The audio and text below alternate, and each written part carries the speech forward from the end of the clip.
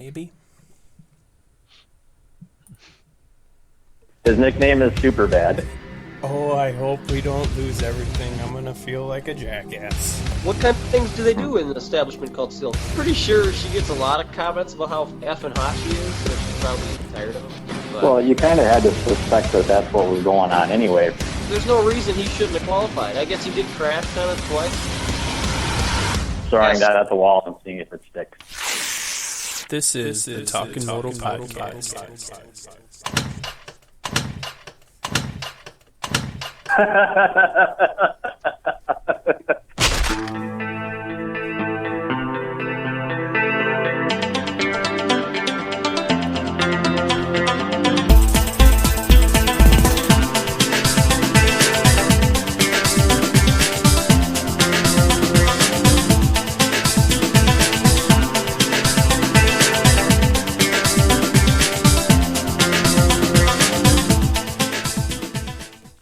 Hey, what's going on, everybody? Monday, or Tuesday. We're a day off, but April 22nd.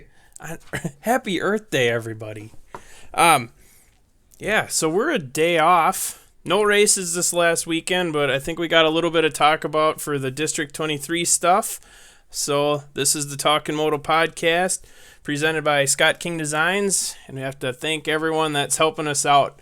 Plainview Power Sports, Northland MX, Fine Tune Motorsports, MB1, Motokazi, Black Diamond MX, Hardline MX, District 23, The Bicycle Works, the Open Mick Podcast, the Damn Bait Shop, and of course SKD.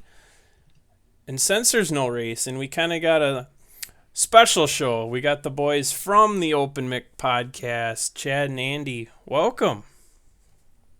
Thanks for having us. What up? And of course, Jason. Jason's with us. I'm here. Jeff, sadly, is not.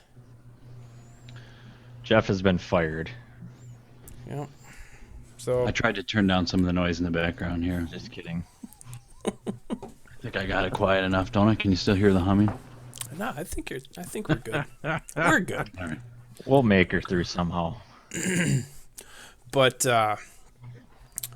Jason, how'd the weekend go? Did a little riding. Yeah. Put 4.2 hours on the bike this weekend. So I'm not bragging or anything, but I'm pretty much a badass. But yeah, it was a good time. Are those engine hours, or is that like you're just riding it for 4 hours? No, those were engine hours. That's the only way I can time it. It's kind of... That's like the deal that wraps around your spark plug, right? Is that still how that stuff still works? Yeah. It's got the little gauge. Yeah. It always surprised me, like how fast the hours add up. You don't think you're riding that much or the engine running that much, but it goes up pretty quick. Yeah, I never even looked at it like all weekend long until Sunday afternoon, and I was like, "Holy crap!" I have clocked 0 hours lifetime. You're probably a better person for it. Now, Andy, how much? You know a little bit about racing. We went to the Arena Cross in Milwaukee, but before that, have you gone to any? Yeah, I've been to a couple of races down in Rockford, Illinois, just with some buddies. And then I've also been to, I'm a big fan of motocross parties, so I've been to quite a few of those. Nice. And have won many a door prize. I like a good moto party. Yeah. There's usually pizza, a cheese platter, and the aforementioned Moto booty. Oh. Oh. So that's always good. Chad, what about you? Do a race like that? No. Ugh, I'm dying. Okay. Get the paddles. Jason's in charge again. Never. Well, I think it's It's just another instance where Bananageddon is coming to kill us all. All right, Jason, what's your plan for now? Are you going to do any of the Jordan? You said Lee's building the track for Friday. Unfortunately, that doesn't fit into my budget this weekend or time schedule or anything else. I basically have 3 places I want to be this weekend, and last I checked, there's only one of me, so I really don't know what's going to happen yet. Okay. So, so then Moto Kazi, they're racing Jordan on Friday. They have practice Saturday at Kellogg. Mm-hmm. They're racing Sunday at Kellogg. Mm-hmm. I was chatting with the Berm Benders the other day. So I believe they have... They do a Saturday practice too, right? I know they're racing on Sunday. Yeah. And then pretty much Meadow Valley, they're wide open. They're 7 days a week, but Saturday and Sunday they groom and water and get it all nice. Yeah.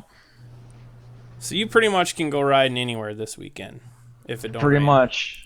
And of course, Little Falls is open Saturday with the same track that we'll be racing on for the Loretta Lynn's area qualifier. So that's where my dilemma comes in, because I feel like I should be there for that, and they're racing Sunday, of course. So I don't know what's going to happen yet. I'm going to say I'm 99% sure I will be at Kellogg on Sunday, and that's about all I can say for now. I will probably make an appearance Friday night at Jordan, and I will have Talkin Moto stuff to give away, but I doubt I will be racing. Get the Vanimal out there.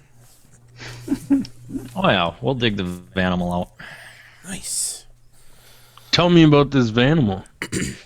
Oh, the Vanimal is a peach of a machine.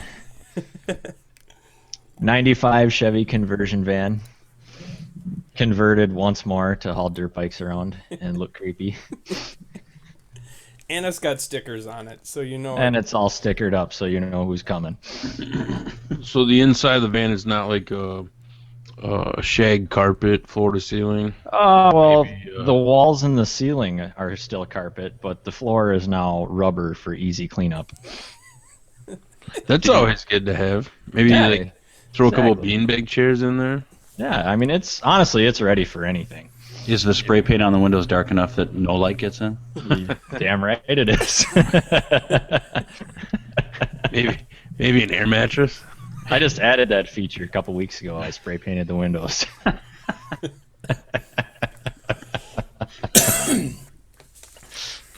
Oh. Well, I know I got to start pushing this stuff. Mike with MB1, he sent me a bunch of gift cards, so we'll have to try to figure out how to give this stuff away. So I know I have 2 that are good for, it's a 35% discount on the suspension revalve and 20% discount on parts. And I also have 3 gift certificates for a free suspension revalve. So that's a $450 value. Scott, you still got that one we gave you? Did that get there yet? I've been waiting, dude. I check my mail every day. Let me double check on that. Is this how a podcast is supposed to be run? It's like I actually got sponsors and Jason, Chad's We won't get started on sponsors. Chad sent me, or said he sent me. What was it? It was like $25, wasn't it, for some gift restaurant? for restaurant.com. Let me double check on that, see why that didn't go. And I never got it. I'm guessing it's still sitting outside the front door. I did it next year delivery. Oh, That's fine. it's cheaper that way. It was supposed to be emailed to you, but it didn't work. Speaking of giveaway stuff, I believe we gave away some tickets last weekend for Spring Creek, and I never got the address. Yeah, I don't know what we're going to do. I messaged them, and I Oh. have yet to hear back. Oh, So, well, I think time's up. I have to give them away again. Or maybe I'll just keep that pair. Yeah, I never. I replied back on that. What would that be? Like that message or whatever, that post, and nothing. And I thought I even tried to tag them in a thing, and I haven't heard boo from them. Wow. So That's too bad. But so The tickets will be delivered via mail, not creepy Moto Animal.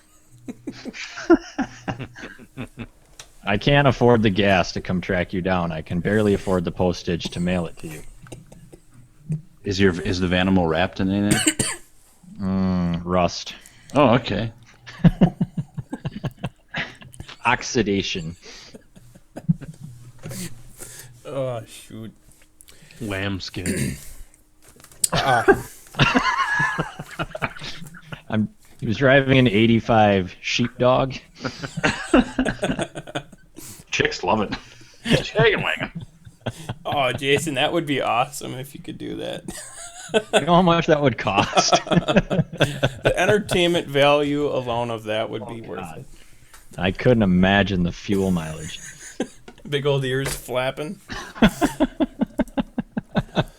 All right, I'm trying to. I don't know if you were on Racer X at all today, Jason. I jumped on there for a few minutes this afternoon. Did you see Davalos crashed?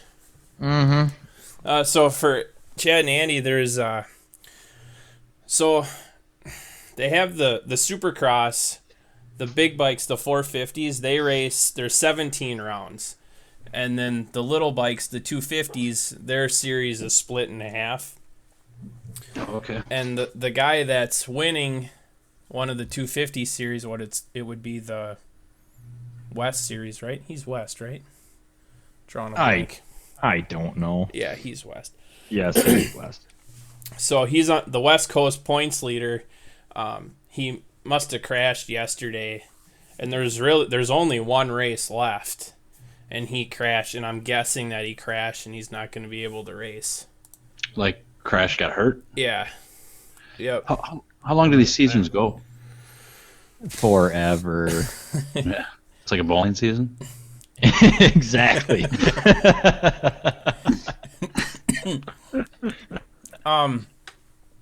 Well, they pretty much start January 1st, or not January 1st, but with that first Saturday in January. And the Supercross will go until, is it the first or second weekend in May? Yeah. Well, last weekend was week 15. Yep. And that was 15 weeks straight without a break. It was definitely time for a weekend off. Yep. Oh, so they just race every weekend? If you're on the big bikes, you'd race every weekend. For 15 weeks? That's not too bad. I mean, I work a lot more days than that every year. Oh, boy. But then... Uh-oh.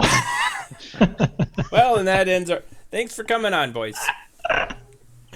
And Can't thank you enough for all the time. so then there's a couple week break between Supercross and then the outdoors, and then the outdoors that's another 12 weeks. I don't know when that ends up, like September roughly. Sure. Somewhere in there. You've reached the limits of my moto knowledge. Yeah, I'm pretty much pulling everything out of my ass right How now. how do the outdoor races work? Do they ever cancel them because of weather, or do they just go in whatever? They will pretty much go in whatever, long as there isn't dangerous killer lightning. Yep. Otherwise it's on no matter what. Nice. So they just race on Saturdays? Yep. Yeah, so the outdoor races, they're each moto they race 30 minutes, and then once they hit 30 minutes, then they there's a 2-lap board, so it's 30 minutes plus 2 extra laps, and that's one race. Oh, okay. And then they'll do that twice, and then they have a point system, so first is 25, and then 23 for second, so then obviously you want to get the highest amount of points when you add the two motos together. Okay. So they just race for an hour? Pretty much. Wide open for an hour. Yeah. Just an hour. And then, like, the Supercross, you have your heat races, and then they have, like, semis, and then there's last chance qualifiers. But if you make it to the main, what's a main, Jason? Maybe, 15, 20 minutes, maybe? Tops. Yeah, but, it's a lot more technical. It'd be like if the Supercross would come to Miller Park, Mm-hmm. it would fit in there. Whereas like in the outdoor, it's obviously outdoors, and the terrain is a lot different, and Wow. the speed is I think would be a big thing, and then It's a hell of a lot faster. yeah, like Supercross is more 90, 180 degree turns, and so good time. I feel like I'm learning something. Whoa. Let's stop right there. Yeah, knock it off.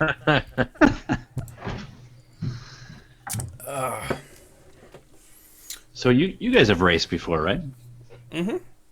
Have you ever raced like in a big one? Like I know not like a Supercross, but like on big tracks like that and everything. Jason? Well, I've never actually even tried to qualify for a national, but we race here at Spring Creek, a few times a summer, which is a national caliber track. They make changes to it, so it's definitely a lot more difficult for pro nationals, but yeah, we race all the time, and at least I'm pretty sure all of the national tracks, have local races, so yeah, we get to race them, and if you want to drive around the country, you can go to any of them and race. Most of them during their pro national week will have an amateur race, so. Then that Spring Creek, that's up in Minnesota, right? Millville? Yep, that's at Millville. Oh, it looks pretty awesome. I just looked it up on the old interweb. Yeah, that place is pretty crazy. And the pictures don't do it justice. You walk up to that track and it's like, oh my god. You guys ever got hurt doing this? The list is long. Yeah. Oh man, like that. Scott, that race that we went to in Milwaukee, like guys were getting hurt right and left. Mm-hmm. Like one dude looked like he almost got ran over. Yeah, that was... I'm going to look it up. I want to make sure I get this name right. And I'm going to spell it wrong, of course. Bobby Ouch. Oh, it was bad, Jason. I don't know if I ever talked to you about that. They had, well, you've seen, like, the arena cross, and they have, like, the big, like, booter jump or whatever you want to call it. Oh, yeah. And so they bring out the 80s, right? And we didn't see the 80s all day, all night. And they bring them out, and like, was that the first or second lap? They come and they hit that jump, and the first kid must have just clipped the top, so he crashes, and like they're waving I think the medical flag, and the kid right behind him, I don't know if he was gonna try it anyway, or he was sure unsure type of thing, so he hucks it, and he comes up like 5 feet short, and just it was pretty nasty. It was total chaos. And then that one dude didn't want to give up the lead, so he just like ran right over him. It was crazy. That's generally what you do in that situation. How much would like a good racer earn in a year? Do you know? Oh boy, I don't even know, to be honest. I mean, I think like the payout if you win the 450, I thought I saw is like it's like 12 grand or something like that. Well, it's a huge gray area because, well, there's payouts, there's also bonuses and incentives. It's such a broad range because it depends on what team you're on and all that crap. So it's really hard to just throw out a number. I mean, there's a very small percentage of guys that are racing pro that are actually making, millions of dollars doing it, and everybody else is scraping to get by pretty much. and sponsors like a mofo. Yeah. I see Ricky Carmichael made, and I know that he's kind of the big name there, but he made 8 to 10 million in 2005. But I'm guessing that's far from. It says according to Howe, it says the best ones usually make between 100 and 200,000 a year. So Yeah. It just all depends on your team and the incentives and, like you say, sponsors and all that. yeah, So it's really hard to just throw out a number. Oops. Yeah, I'd say that whatever 5 million, I'm sure, I'd say a good portion of that's probably your sponsor and bonus, Yeah. Not making that from just straight race win earnings. Yeah. And it also depends on the class, too. The 450 class gets paid a hell of a lot better than the 250 class does. And yeah, it's just really hard to put a number on it. yeah. And then there's those of us that go out there and race for free and spend buttloads of money and never see a dollar for it. How do you get to the point where you could actually race in one of these? Well, you actually have to, like, if you're going to try to race pro, you got to actually get a pro license, and I'm not even really sure what the process is for that, but you have to be a hell of a lot faster than I am to make that happen. Well, just make your bike faster, right? Oh, I feel like my bike is about the best it could possibly be. It's the rider, it's not the bike. You need a remote control so someone can or maybe just tape the throttle open. I don't know, and then you just have to figure it out from there. I don't know. You gotta get a boost button. What a guy really needs is somebody to pay his way so he doesn't have to worry about going to work on Monday morning. Like a sugar mama? Exactly. Nice. Well, I think everybody can use one of those. we had Unfortunately, there aren't a lot of sugar mamas that fall for a guy driving a 95 Chevy van. they're overlooking you. With those windows spray painted now, that might draw them in. Yeah. Well, you never know. They're out there, man. They're just like 65, 70. Oh man. Yeah, if you could just take one for the team, plug the nose or something, You gotta earn it. I'm taking notes. You gotta earn it. I'm worried about Scott's safety. Do you need some water or something? It's not good. He needs a mic that doesn't pick up every breath that comes out of his face. I know. I'm sorry. How's my mic sounding? That's all right. It's not good though, is it? All right. It's still picking up that little background, but I don't think it's So too damn bad. sensitive. Here, let me turn the game. Oh, Oh, what did I he? don't know what happened there. Chad, Oh. did we just lose him? I don't know, man. But yeah, Annie, that guy we saw crash in the whoops, that was that Matt Mayer. Yeah. Yeah, so he got pretty much jacked up his back. So Oh, it's crazy. yeah, so that's kind of the bad part of the sport. Is he done then? Is that career ending, or is he coming back, or how does that work? Nah, I think what does it say here? He fractured his T4 and his T5 vertebrae. So Oh man. Yeah. Pretty serious, huh? yeah. Yeah. Dang. So I don't. Well, in my professional medical opinion, that can vary big time because it depends on what part of the vertebrae you actually break. I mean, there's people that break part of a vertebrae or whatever, and they don't even do anything about it. It's not that big a deal. So you automatically hear, oh, somebody broke their back. You think, oh, they're in a wheelchair the rest of their life, and a lot of times that doesn't happen. But who knows? I have no idea what his situation is. Yeah, it's not. It's on the not good side. Okay. I think it's. I don't know. I think it's waist down. I'm trying to look, but I'm trying to put my foot in my mouth right now. It's just not quite getting there. oh, There, my back. you're back. Woohoo! What'd you do? Oh, I don't know. I don't even hear the Hummer anymore. Yeah. I paused it. That was the washing machine. I put it on pause. Nice. I think that's about it, dude, for the moto side of things. We're shutting her down already. No, Oh man. no, Gee, I don't have any moto stuff. why not? Well, other than You're the guy with the finger on the pulse. no. Just kidding. Nope. What about Brayton being done? You know what? I didn't even click on that. Cheapers. Well, I knew he was done because he No. broke his foot, he broke his hand.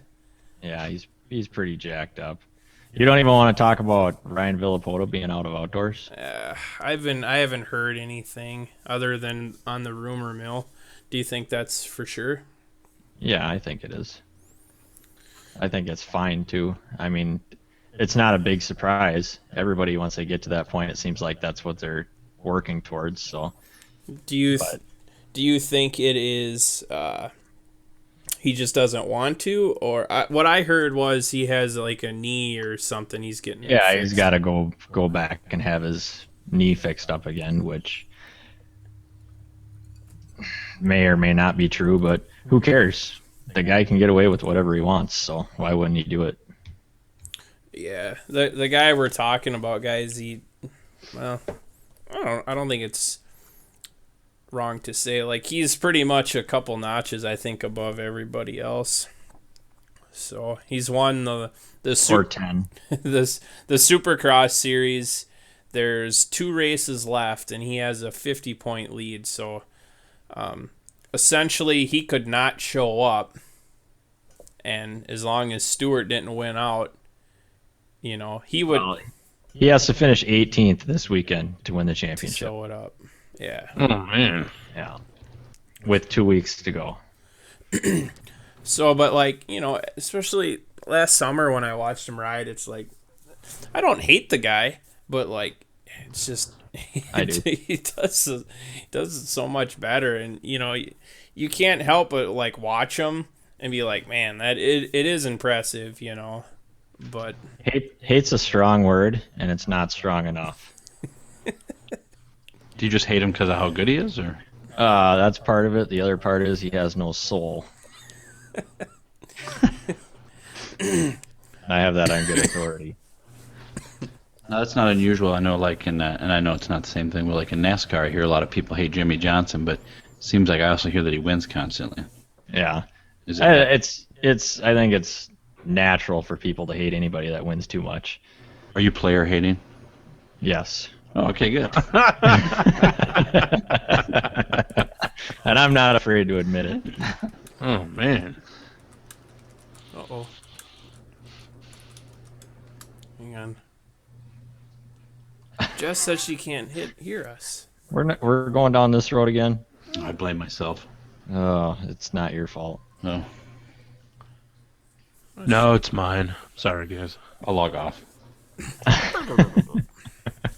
Fine, I'll go finish the laundry. Chad Sheridan.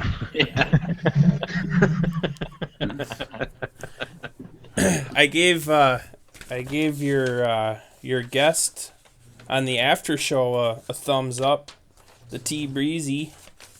Oh yeah. Ah, the breezy. Yeah. Yep. Nice. So, I have yet to find this after show. oh man. It's, You're not missing much. I don't know. I think it's better than a regular one. Actually, if you just go to iTunes, put an Open Mick Podcast, I believe the after show option comes up. It is out there, yeah. I just have to work a little harder. Yeah, iTunes, Stitcher. Actually, if you just go to openmickpodcast.com, we got links to all of it right there now. I think the last time I looked for it was before you guys had them. I just heard you talking about it, and I was like, "Ooh, that sounds good." Yeah. I always think it's better when things are kind of unplugged and you're allowed to swear and just kind of be yourselves. Yeah, we still hold back a little bit, I guess. We were talking about this one band. I won't say their name, but AC, I guess we'll call them. They were brutal enough that we didn't go all the way with that stuff. But yeah, some stuff you just got to seek out on your own. right, yeah. Right?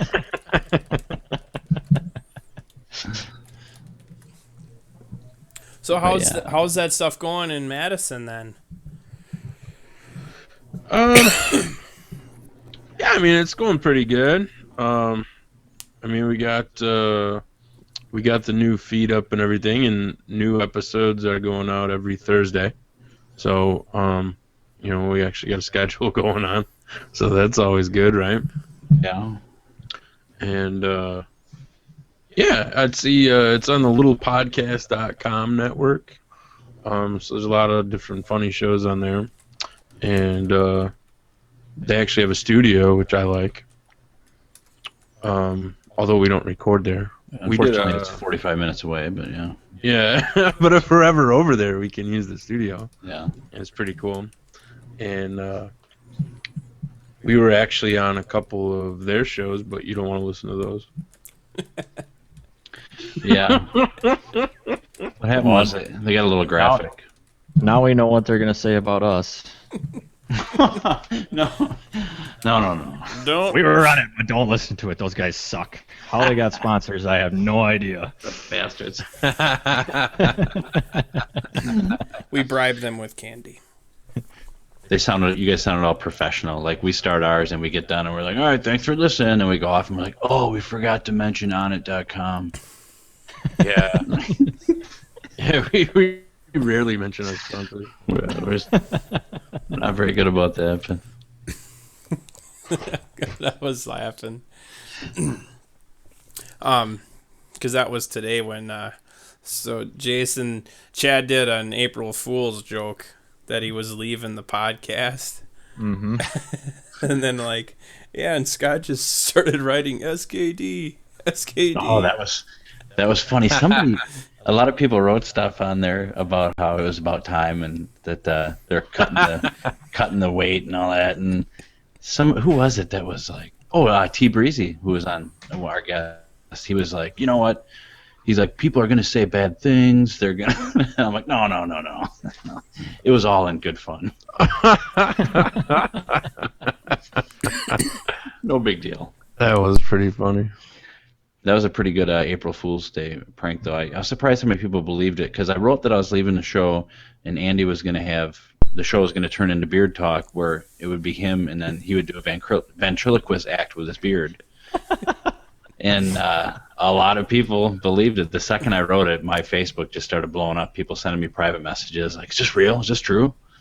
But yeah, people want Beard Talk. It's crazy. Yeah, I guess they like the idea. Yeah. Thinking about starting that up on YouTube, maybe. I'm not really sure how that translates to radio, though. That was kind of the funny part of it. Oh. Yeah. Thank you, Captain Obvious. I'm not sure either. Well, we're gonna try it. I don't care. See, I don't know that I read that far into the email or the post, Chad. Yeah. And then I sent something to Andy. I'm like, is this for real or something? And then I was like, oh crap. I'm like, this is April Fool's. Well, the year before, I put that we got picked up by SiriusXM on their independent channel, and it got to the point where I started feeling pretty bad because the people were texting me, congratulating me. My mom was calling me. I mean, it got out of control for a while. And that post had huge traffic on it. And then the one where we were like, we were just kidding, had pretty much nothing on it. Everybody was like, I knew you guys could do it. You deserved it. Meanwhile, we're just trying to get one sponsor. Right? Trying to break 20 listens at that point. Yeah. We'll settle for one. So it's like when the radio station here in town announced that Randy Moss was leaving the Vikings or was traded as an April Fool's prank, and it got way out of hand. That's what we were hoping for, but it just didn't go anywhere other than Facebook. Whatever happened to that guy? Where's he at now? I have no idea where he is now. He played somewhere this year, but I don't remember where. Really? I remember seeing him on like the Sunday morning broadcast. I thought he tried to play this year again. I could be wrong. I am not a football fan, so. Doucher. Hey, that hurts. Didn't he play for the Packers? I don't think. Oh, Or was there talk he was going to at one time? I think that was just hearsay. Oh, okay. Randy Moss. What There's was a his? lot. What lot was of good his famous thing? Was like, it's something that only happens once in a lifetime. That's happened a couple times, or something like that. He said It's a once in a lifetime thing that happens every once in a while. And several others. Ugh. That dude's been around a long time. 98, isn't it? Was it really 98? Holy crap. I think so. I think that was his. It's got to be it. And then he came in as a rookie with the Vikings, I thought. Wow. Him and Randall Cunningham. Or no, Getting maybe not. old. Getting old, man. Randall Cunningham. Wasn't he a Viking? I think he was for a year. Who? Cunningham? Who was the quarterback for the Vikings for quite a while with Randy Moss? Culpepper. Was that who? Dante Culpepper? Yeah. The Super Bowl. I'll smoke it. Maybe you're thinking of Brett Favre. I don't know. I don't think it was Favre. Was it Favre? Is that you, Jason? Yeah. Have you ever heard that one? I think so. That was when Randy Moss goes, "Damn, when I laugh, I spark." Denny Green is sitting there talking with him. Was they really smoking? I don't think so. I don't even think it was really them. It was funny as hell. I remember, I think it was 93X used to play it. It was like, name 2 places you're never going to find Denny Green. And it's like a Super Bowl and a salad bar. But, oh, that's funny. But, God, I wish I could find out what happened To what? to Davalos. Oh, good luck finding that. It's pretty well covered up right now. And the only thing I see is Pingree posted. It says, truly heartbroken for Davalos today. Hope he heals up quick and picks up where he left off. Yeah, that's how I discovered it. And then I did some looking around, and yeah, there's really no info out there on it. Sucks that all the people are hating on Racer X. I just want to punch some of those people. I don't know if we should even mention that. Racer X? All right, fine. Where's I the won't beep mention button? Who's Racer X? Beep. I think it's a website, isn't it? Racer X Online? They're hating. They're hating us. that. They're hating those us. guys? Yeah, those guys. How are Why they would- hating us? What'd they say? I tried doing that Ask Will. Did you see that thing on there, Jason? Where like you could tweet a question to Will Hahn and he'd answer it, and and I was like, No, but I'm saying is who's Racer X? Really? I mean, come on. Yeah, they should just come out with this real name.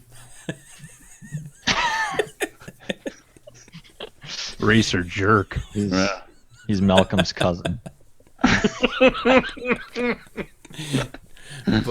But yeah, I submitted I was like, Racer X, Will Hahn ever come on the Talkin Moto podcast? Nothing. We got nothing. What a dick. By now they probably think you're like a 5-year-old kid. Didn't you get a block or something? Oh, I'm waiting for a block. I'm waiting. You got popsicle drool running down your cheek. Weren't you trying to get the guy on your show or something like that? No. Or he was all mad about you had a show at the same time or some weird... Or it was a retweet, right? Yeah, I wanted a retweet and he wouldn't give it to me. Yeah. Oh, that's our little buddy. Yeah. What's that guy's name? Baby X. Oh, Lil X? Little X. The bottom line is the whole X family. Right? They're just all douchebags. Every single one. Especially Racer X. Oh, They really are. We're going to get banned. And their goggles suck. Whoa. You know, their whole website is garbage too. Well, thanks for coming on. Hey, Google didn't shit can us for what we were talking about them and their free service they provide us. Yeah, Google can eat one too. Yeah, like I don't get that though. Like you just, the guy could have did a retweet, and yet he specifically went out of his way to say that he wouldn't retweet because you do a show at the exact same time as they do. Like he gets a ton of live listens or something. Yeah, Like that makes no sense. like he was threatened by us. Right? Exactly. Right? Maybe he should grow a pair, Take that, Mathis. I'll say it. I don't care anymore. What's his first name? Scott's cowering in the corner. I'm not saying anything. It's not me. No sense though. But like, who does that? Seriously. Some insecure ass, that's who. Oh God. To start with, it seemed like quite the d-bag move, and then he actually did give us a response that was kind of nice, but It's going downhill from there. he wouldn't retweet. And then he talked about us on air. So what the hell? It's like the kid in the locker room that snaps you with a wet towel. That's a dick. Won't even give you a reach around. He's the guy in the locker room windmilling when he doesn't really have it to windmill, you know what I mean? We would call that tooth picking.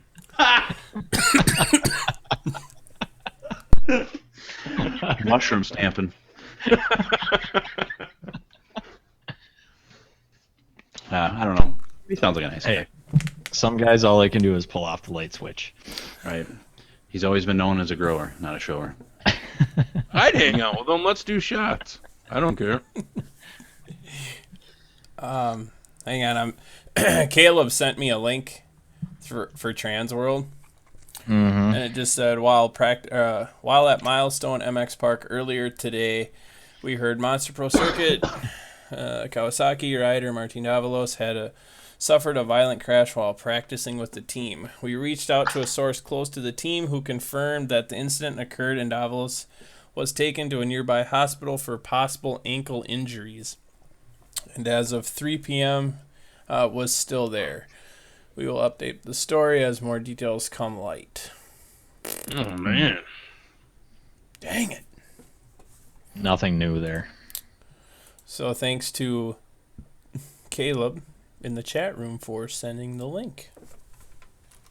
Yeah. Thanks, dog.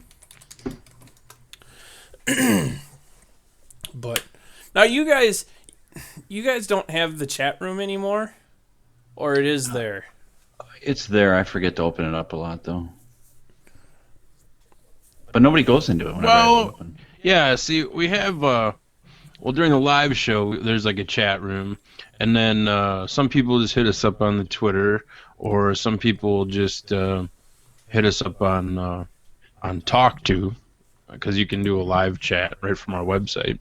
Yeah. So various people know to go to different spots, so, or so, I don't know, some people used to call in. Here's the thing, though, too. Like with our podcast, when we were doing it from Andy's house before we moved to the Janesville Community Radio thing, every once in a while we would broadcast it over Ustream, and we would get Scott. You were one, and we would get some pretty decent chats going in the chat room there. Mm-hmm. For some reason, when we switched over to the community radio, like everybody's afraid to do anything. Nobody won't call. They won't chat. They're listening, but they won't participate anymore. I don't get it. Dang it. I think it's a lot of the members of the X family. Yeah. Those damn X's. But yeah, I've opened the chat room a time or two, but it's just nobody goes into it. And like Andy said, a lot of times people text me all the time. I still don't understand that, but Yeah, texting. Yeah, we get texts. That'd be me. no, I don't think you. Well, not me at least. You never text me. Well, I know I was gonna call in last week, and but we were out and about. We're in the middle of moving, so I was like, crap! If I can, like, find the link or get the number, I'll just call in. Even though I'm not watching or listening. but I think Andy had said that you forgot to post it or something. yeah, that happens too. Oh yeah, we don't want you to listen. Like you can download it later or whatever. But We've really gotten kind of lazy with our promotion of our podcast too. I mean, yeah, if you're gonna listen, I suggest starting it, listen to the intro, then skip the whole thing, and then go right to the outro. And Right. It's usually the best part. OpenMickPodcast.com. Yeah, once you get to the for Chad Jordan and Andy Anderson, like that's then start there. I And think then we you had pretty much get it. some pretty good shows last week. We broke down the Ultimate Warrior and how wonderful his gimmick is, and little bit of wrestling talk last week. Nice. He was my favorite.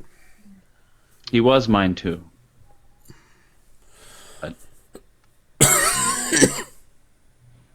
Whoa. You gonna make it?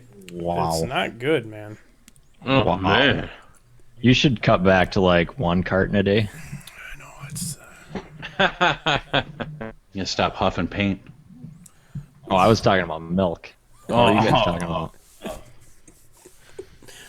Sounded phlegmy. Is that 2%? chocolate. Oh, chocolate. What the hell? This is a family show. There's no need for that. God. Oh, man. Well, Jason, you want to talk about what happened to one of our former... I don't know Guess. anything that anybody else doesn't already know, but yeah, Jesse Wentland is done for the rest of the Supercross season. Oh, God. Wrist injury. That's all I know. Dang it. What happened? Hopefully he'll be good to go for the Hoser motocross or Canadian motocross. Yeah, I don't know. All I heard was that he crashed during practice this week or last week and jacked up his man. wrist. So yeah, so they'd be racing this weekend in New Jersey. Then it's out to Vegas, and then I don't know when the Canadian series starts up. Yeah, I don't know either. That's a bummer though. Rick was out at Kellogg on Saturday. Did you say what's up? I did. Nice. It was more like, how you doing? I was like, good. How are you? And that was the conversation, pretty much. Go TMP, and then burp.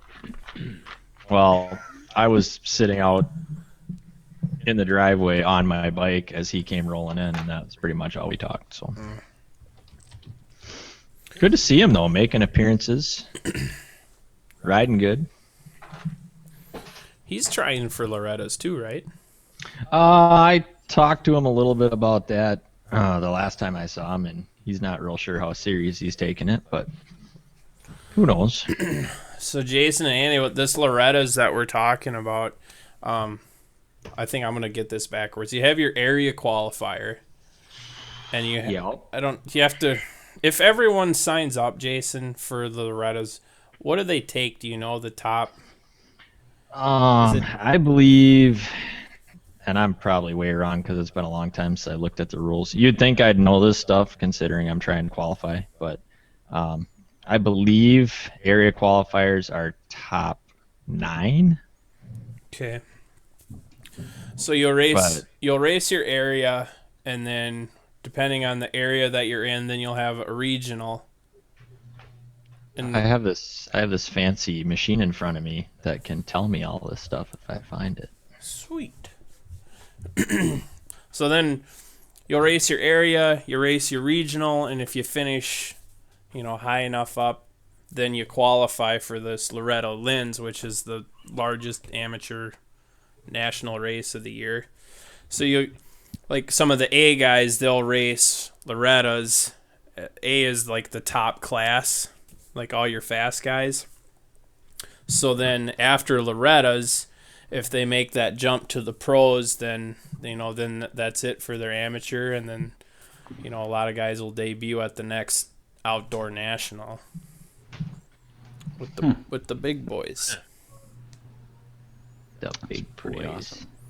But Where's the advancement chart? but that's down in.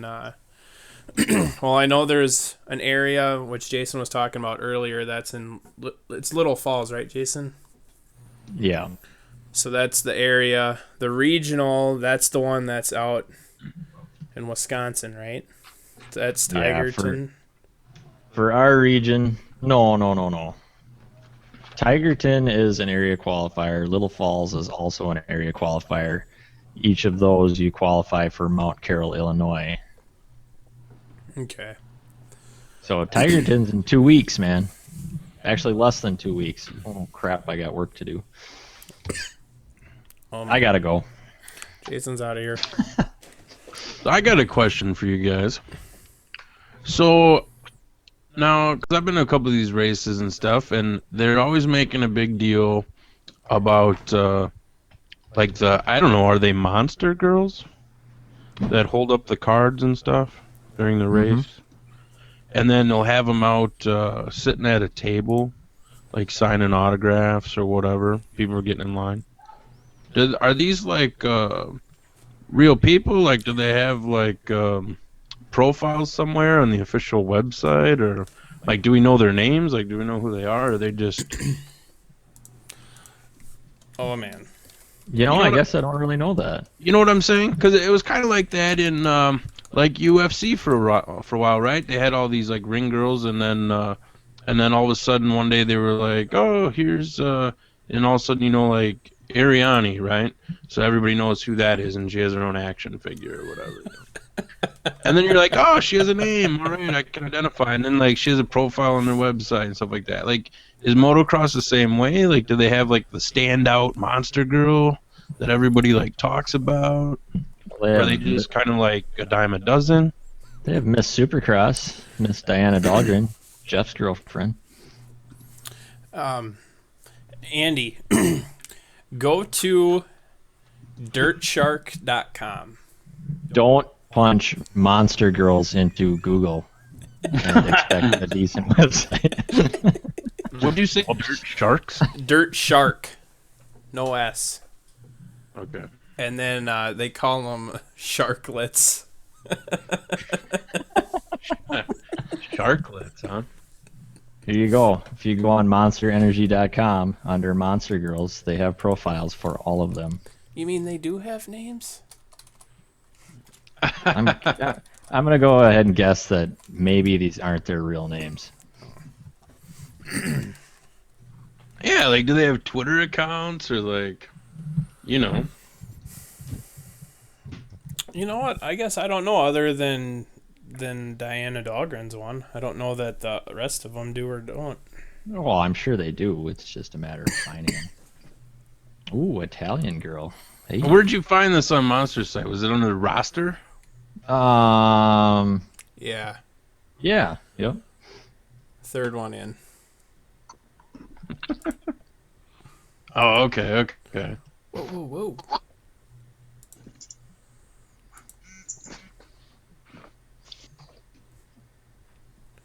Oh yeah, there you go. Your Twitter and Facebook's down at the bottom, Andy. Hit them up.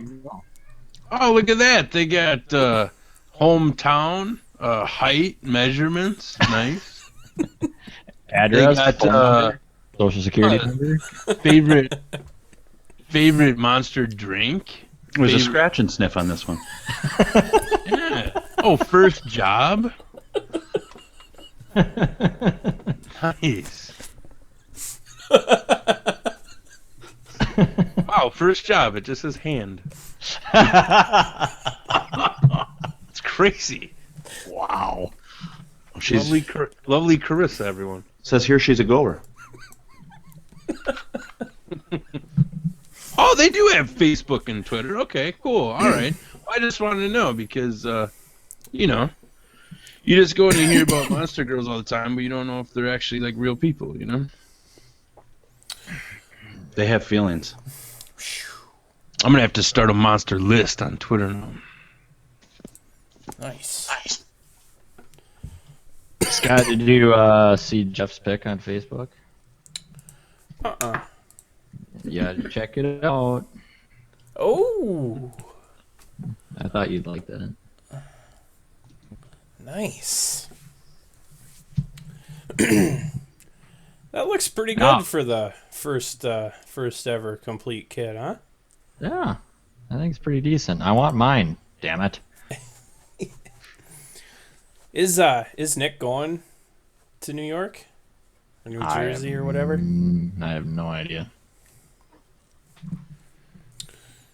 How far have you guys traveled for a race? Like even to be in or just watch? I think I would say Dallas is probably the farthest we've ever gone. Oh wow. Do you guys ride like street bikes too? Honestly, riding on the road scares the crap out of me. Yeah.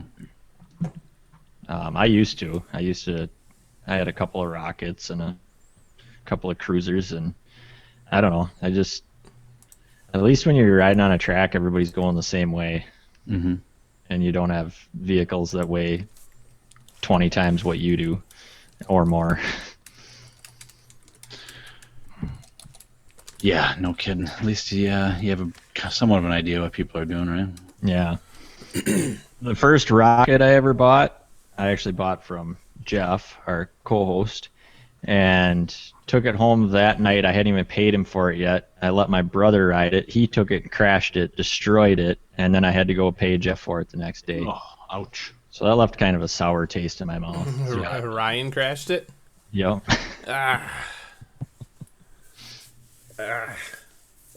Wasn't good.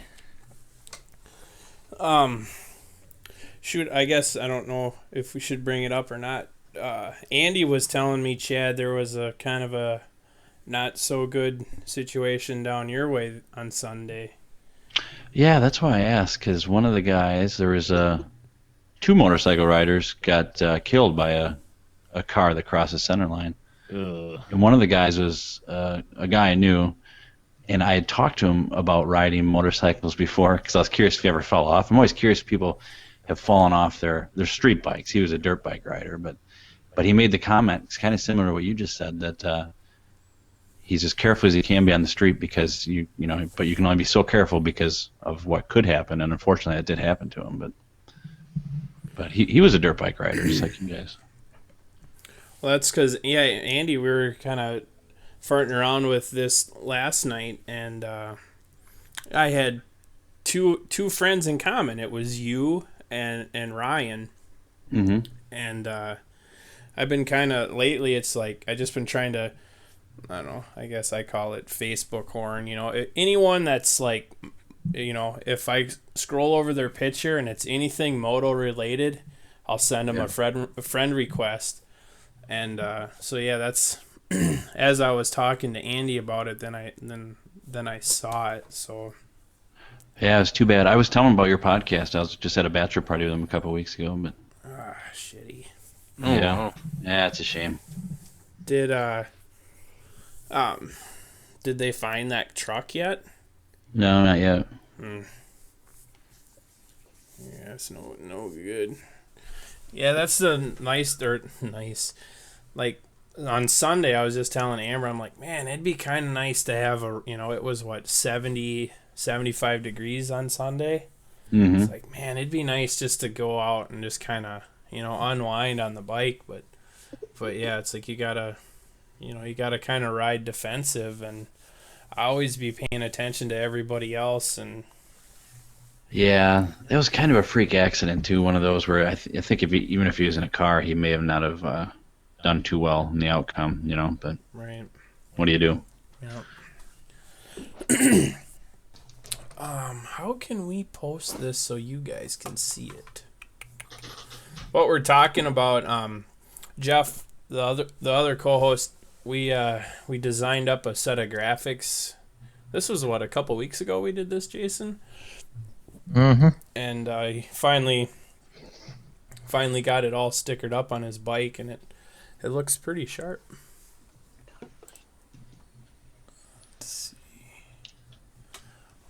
Hey, I'm sitting here with my son, and he's getting a kick out of your photos that are scrolling through here. Whoa. Photos? He likes the cat one. Oh shoot! How old is your son? The real cat one. I hope he hasn't been listening for too long. No. I got another cat He's one. heard it all. Chad, who? True, he has.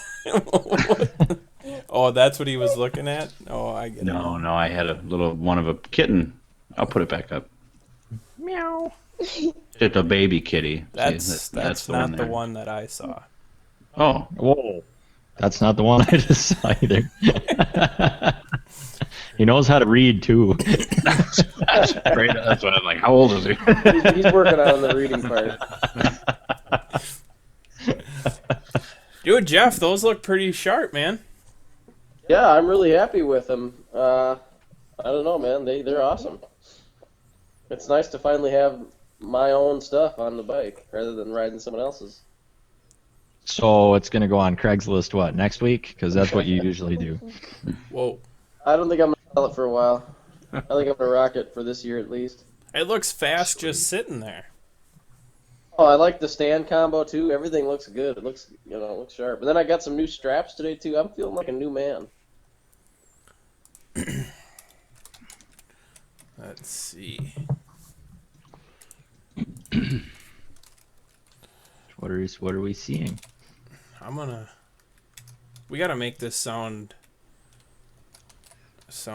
legit here. Hang on. The hell is that? Like the rest of this show? Yeah. I think it sounded legit, except for that part. I really hope that part is not legit.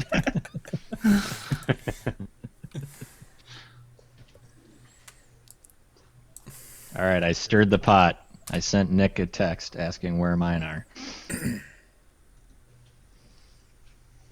All right. I just shared your photo, Jeff. So I don't know if Andy and Chad, if you can see it or not. Where did you share it at? In your chat room? No, on my Facebook. Oh, okay. Yeah, throw it in the chat room. All right, let's try that. Where did my grandma get those guns? Locked and loaded, man.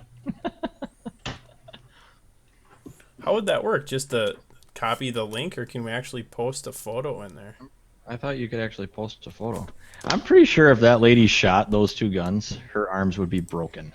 Yeah, she does look a little brittle, doesn't she? Mm-hmm. Handguns aren't good for osteoporosis.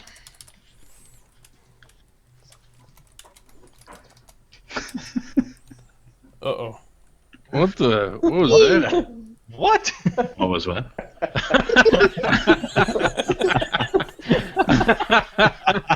Look at your baby. What? Uh, That's crazy. Oh, shoot. You guys... wow. all this stuff that doesn't translate to the listeners. Boy, you guys are missing it. got to be on the end to get this. I actually have a similar photo. Of a baby picture like that? Yeah, except I'm the baby. Oh, okay. Oh, shoot. You guys want to hit up the commercial and take a quick break? Come back? I think we should make Jeff talk for 5 minutes all alone since he Cool. took the first hour off. I don't think I have anything to say, man.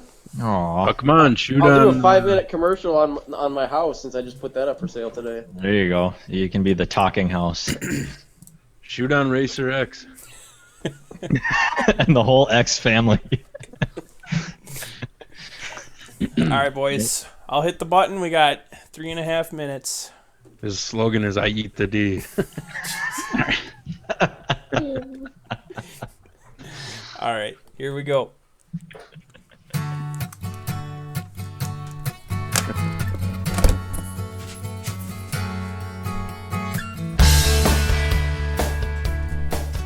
Hey, what is going on, everybody? I just want to say thank you to everyone out there that's been supporting the Talkin Moto podcast. It has been amazing. We have a great group of guys. We have an awesome list of sponsors. So please keep sharing, keep liking, keep spreading the word about the Talkin Moto podcast. And I hope you're enjoying the show. A special thanks to Motokazi.com. Motokazi holds AMA District 23 sanctioned races at both Kellogg and Mankato, as well as hosts the Motokazi Supercross Championship Series, which is all over Minnesota, Iowa, and Wisconsin.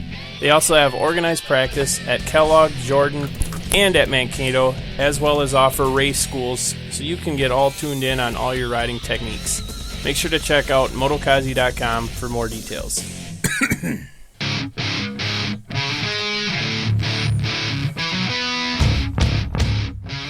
We would like to thank Mike from MB1 Suspension.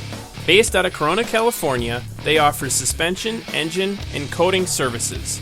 Please give them a call today at 951-371-5045 or check them out online at mb1suspension.com and make sure to tell them that you heard about them from us on the Talkin Moto Podcast.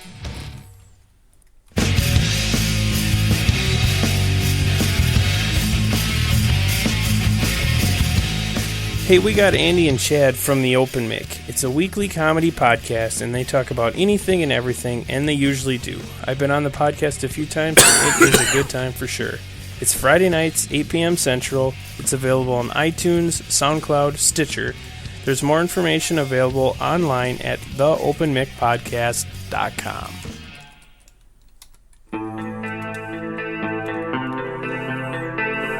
Pro Action by FTM is one of our many great sponsors. FTM offers support to you, the rider, trackside, so when you need it the most, FTM is there for you.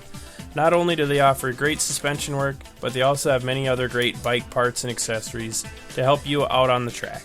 So make sure to check them out today at finetune.com.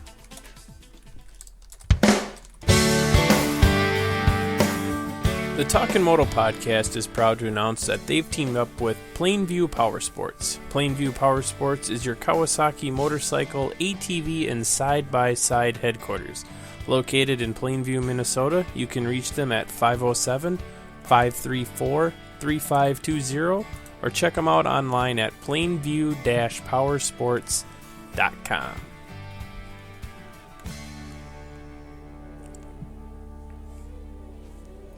All right, thanks everyone for listening to us on the Talkin Moto Podcast. We really appreciate it. If you can, go on to our website, talkinmoto.com. Support those that are supporting us. Everyone's link is up on the website. We're on Stitcher, we're on iTunes, we're on SoundCloud. Everything gets posted up on YouTube. So please give us a like, share, subscribe, and I hope you're enjoying the show. So let's get back to it. Unmute yourselves. I am unmuted. And we're back. I'm not sure how the sponsors are going to feel about all the typing and coughing during their spots. I know. I realized like partway through that I did not have my mic muted. Good job, though. I'm not sure how our sponsors feel about it. Yeah. Yeah, let's just say we're not real happy. Yeah. We are really pissed right now. These guys are taking over. All right, I'll be right back. After these words. All right, I gotta finish. Finish what? I'm posting something on Facebook. Whoa. No, Mike. Funny. I always forget he's 2 hours ahead or behind us. Yeah. He's in this whole other state. Yeah. I gotta tell you guys, this new Twitter is kind of cool. I'm digging it. I thought you hated it. Well, it's just brand new. It sprung upon me. I had to like quick change a couple settings, but it's good to go. It's pretty dialed in. I'm gonna scope this out.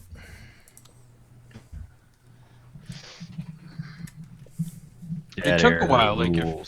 Like if you open up a new account, like create a new account, you get the new profile right away.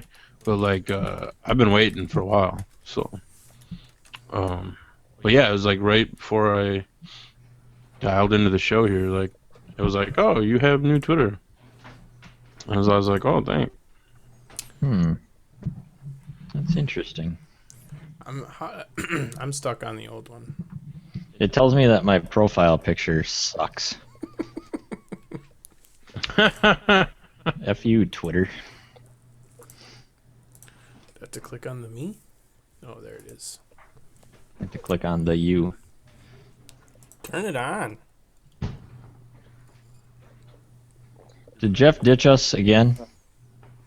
No, I'm sitting here. I'm just trying to figure out Twitter. Still. See, you finally get accustomed to Twitter and then they go and change it. I don't think mine's been changed. New layout, buddy. Yeah, I mean, I don't know if everybody gets it at the same time, but I don't want to redecorate. Oh, there is way too much crap to do here. I quit. Go back to the old one.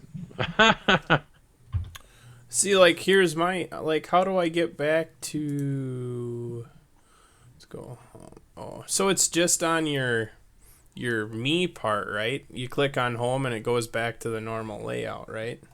yeah, it's just on you. So like when people go to your page, Yeah. it's all like friendly, like, you know. Yeah. Hmm.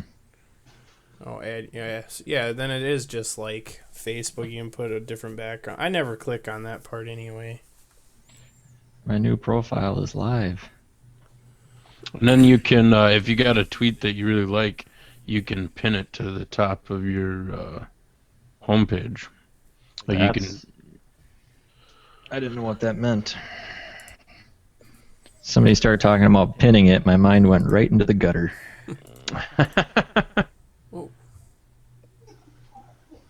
I actually have one tweet that I think I actually will pin to the top because it's awesome. And it was from a while ago. I don't know if you saw that, Jason, Chris, in the chat room. I guess I don't know why, but there's a fewer Jordan practice and races this year. Yeah, part of that had to do with weather and not being able to get the track built because the track wasn't built last fall like it has been in the past. Mm-hmm. And some other scheduling issues, I think. So, kind of sucks, but, you know, it is what it is. Dang it. Honestly, I have not looked at that Supercross schedule at all.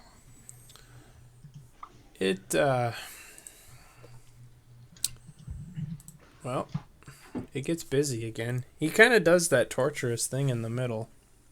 Well, y'all Hell Week, and everybody knows about Hell Week, and that's how it goes. But What is Hell Week? Hell Week is basically Like a hazing? Like they gotta like beat you into it's not like Navy SEALs to the roster? Hell Week. They But- do things with monster cans and stuff? They do like human bowling and make them stay up all night. Yes, exactly. Basically, it's a week straight with Supercross races or races at like county fairs every night of that week. And when you work for Motokazi, who's the promoter, you basically work all day to put on these races, and then if you do it like I did, then you race those races at night, and then you drive all night to the next location so you can get up in 2 hours and do it again the next day. So that's why it's called Hell Week. Sounds pretty awesome. It's actually a lot of fun, I but bet. like last year I took a week off work to do it again, and it was cut short because a certain somebody in the chat room ran me over halfway through it. But yeah, it's a ton of fun. Oh, He went right your butt too, didn't he? Yes, he basically shoved a dirt bike right up my butt. I like the sounds of this. Yeah, it looks like it's what. Like- You guys talking about like a toy dirt bike or? No, I'm talking full size. How'd The that dirt get bike up the there? shape of. But yeah, it looks like what it starts in what 718. It's in what Waukon, Iowa, and then it's Laconia, Jordan, Toma. I'm busy. Best race of the year, always. Walk on Iowa. That place is insane. Oh man. Nice. They like their drinking in Walk on Iowa, and then they absolutely fill the grandstand, and it's always a blast. Oh yeah. Who did your cartoon pictures there, Chad and Andy? Is it like Matt Groening? Did he draw those? A guy named Phil Ortiz, who was an artist for The Simpsons, did it. Oh, I thought Matt Groening was the artist. Well, he's the guy that created him, but then he had he has other people help him out. How'd you get that done? That's awesome. We went to the Chicago Comic-Con last year, and the guy you could pay him to draw pictures of you, so Oh. we're like, heck yeah. We stood in line for Evs. Mm-hmm. We fought through a crowd of nerds to get it. Were you guys like beating them off with nunchucks and? Well, we I thought beat this it. was a family show. Clean it up. Clean it up, buddy. We didn't have to beat anybody off. Oh, Andy, I didn't think you told people about that. Paid our 45 and got out of there. you guys should probably know that second hour, all bets are off. Oh, okay. We're too close to the school. We got to get away. No, it was kind of a pain. It was luck of the draw too, because there was a lot of people that wanted their pictures done. So we just happened to be at the right place at the right time, and we got a spot in line of one of 5 people, Andy, that were able to do it. Yeah, remember how like we kept trying to get in the line, and the lady kept saying no more, and like we kept like walking back. We must have like stalked this line about like 20 times, and then finally they let us in, and we were the last 2 to get a photo done that day. So it was crazy.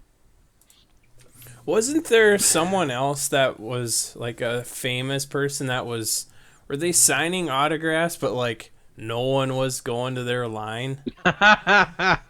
Who was that? Yeah. You're probably thinking of Lou Ferrigno. The Hulk? No, Lita from WWE. Oh, yeah, her too. And nobody was going to her line. I felt bad. It was like all day she sat there. And she was so happy to be there. Like a lot of the Lou Ferrigno, the Hulk, yeah, he didn't have much. I mean, 1 or 2 people, and he was like, you could tell he was uncomfortable. But Lita didn't seem to care. She was kind of on something or happy to be there. I'm not sure. Yeah. Well, you'd Probably have a to little bit of both. You'd have to assume that they're, they get paid regardless, wouldn't you say? I would imagine there's probably an appearance fee, but I also had a celebrity run-in while we were in the Chicago Comic-Con. I was looking for Batman earrings for my daughter, and all of a sudden, to the right, it was like an angel appeared, and none other than Jason Priestley started walking my way. And you should have seen him. He looked like he was straight out of 90210. I mean, the hair was exactly the same. He had his suit coat with the sleeves rolled up, and he was about 3.5 feet tall. He just, awesomed. Like most people walk, but he awesomed by me. It was a sight to behold. Yeah, Chad looked right at him and he's like, "What's up, Brian?" I'm like, "Hey, Luke Perry."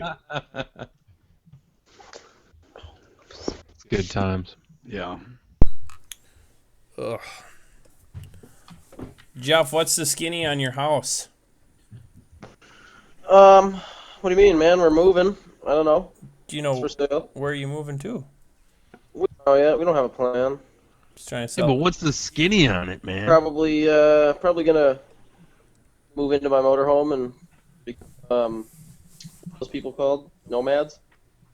Nice. Or gypsies. Either one. Gypsies, yeah, that's the PC term, I suppose. So yeah, I don't know. We'll see we're gonna try to move into something cheaper. So Like a motorhome. How about Lonsdale? 4-bedroom, 2-car. I don't know. I really want to stay in Northfield schools, so that's the hurdle I'm trying to get over with my wife. I don't think that it matters too much at this point. I think every town has decent schools, but I mean, not every town, but like town around here. Right? If you don't care about schools, I heard Detroit has some really cheap places.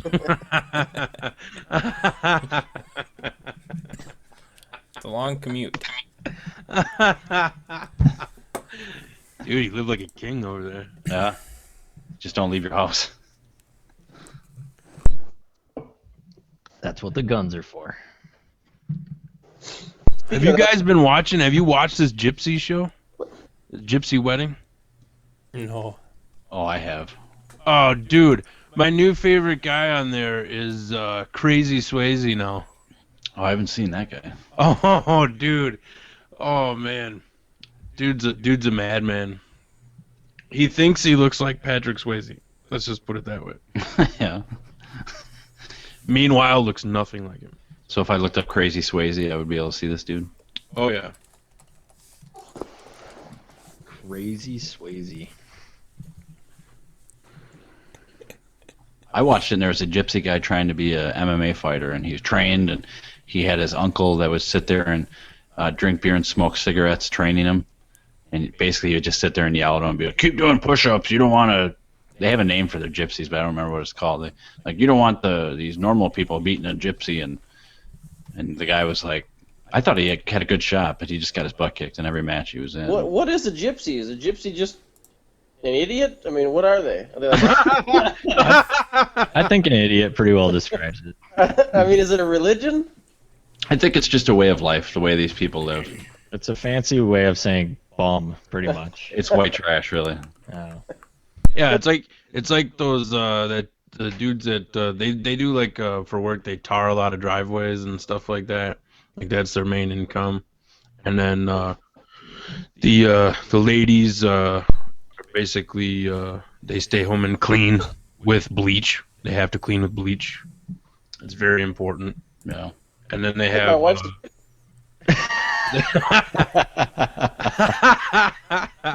gypsy. There you go. Yeah, I don't think they travel as much as they used to. No. They don't collect batteries like they That's used to. expensive, man. Yeah, back in the day, it was like being a hobo without the inconvenience of living out of a rail car. But Right, and without the neat handkerchief on a stick, the polka Yeah. dot one. yes, Oh, hobo. Well, they just wrap the okay. handkerchief on their head. that's hobo with a B. Yeah. It's like they're homos without the fun part. Yeah. And the beans. Got it. Whoa. Deal. What if hobos really ate shoe leather? Did you ever see that in cartoons where they'd always be like boiling a boot? Yeah, right. Kids Just got to talk about- eat. Kids got to eat, right? Get some shoelace. I don't do a lot of fishing, but I've also never caught a boot. Sometimes you'd see that in cartoons. Have you guys ever found? I knew somebody. I actually knew a few of us did this, where you'd see a. You always find like that one random shoe on the side of the road. You ever see that? Yeah. And there's always this one shoe, and you're like, how the hell did that shoe get there, right? Or where the hell's the other one? Yeah. Well, I knew somebody that would, for a while, almost a year, anytime he'd see a shoe, he'd pull over and pick it up and throw it in his trunk. And his goal was to find a matching pair. That's awesome. Yeah. It was pretty awesome. Did he I ever don't thi- find it? No, I don't think he ever found it, but I remember he ended up giving like 30 shoes to somebody, like toss them in their bag or something for a joke. But just crazy though. Like, why is there one flip flop? Like, where's the other one? Right? Are people sticking their feet out the windows? Like, I don't know. You know, I used to wonder how people's shoes got up on the power lines, Mm-hmm. and then I seen that white rapper show, and I realized it's because people were eliminated. Right. Remember that Exactly. Oh yeah. That was great. They had that one. What was the one dude? King of the Burbs. King of the Burbs. Hallelujah, holla back. Yes. John Brown, King of the Burbs. I don't know that I ever saw this that you're speaking of. Oh, you're missing out. It was a pretty good show. It's just like it sounds. A bunch of white guys rapping. And girls. Excuse me. Oh yeah, there's some girls on there for sure. Sounds like my kind of entertainment.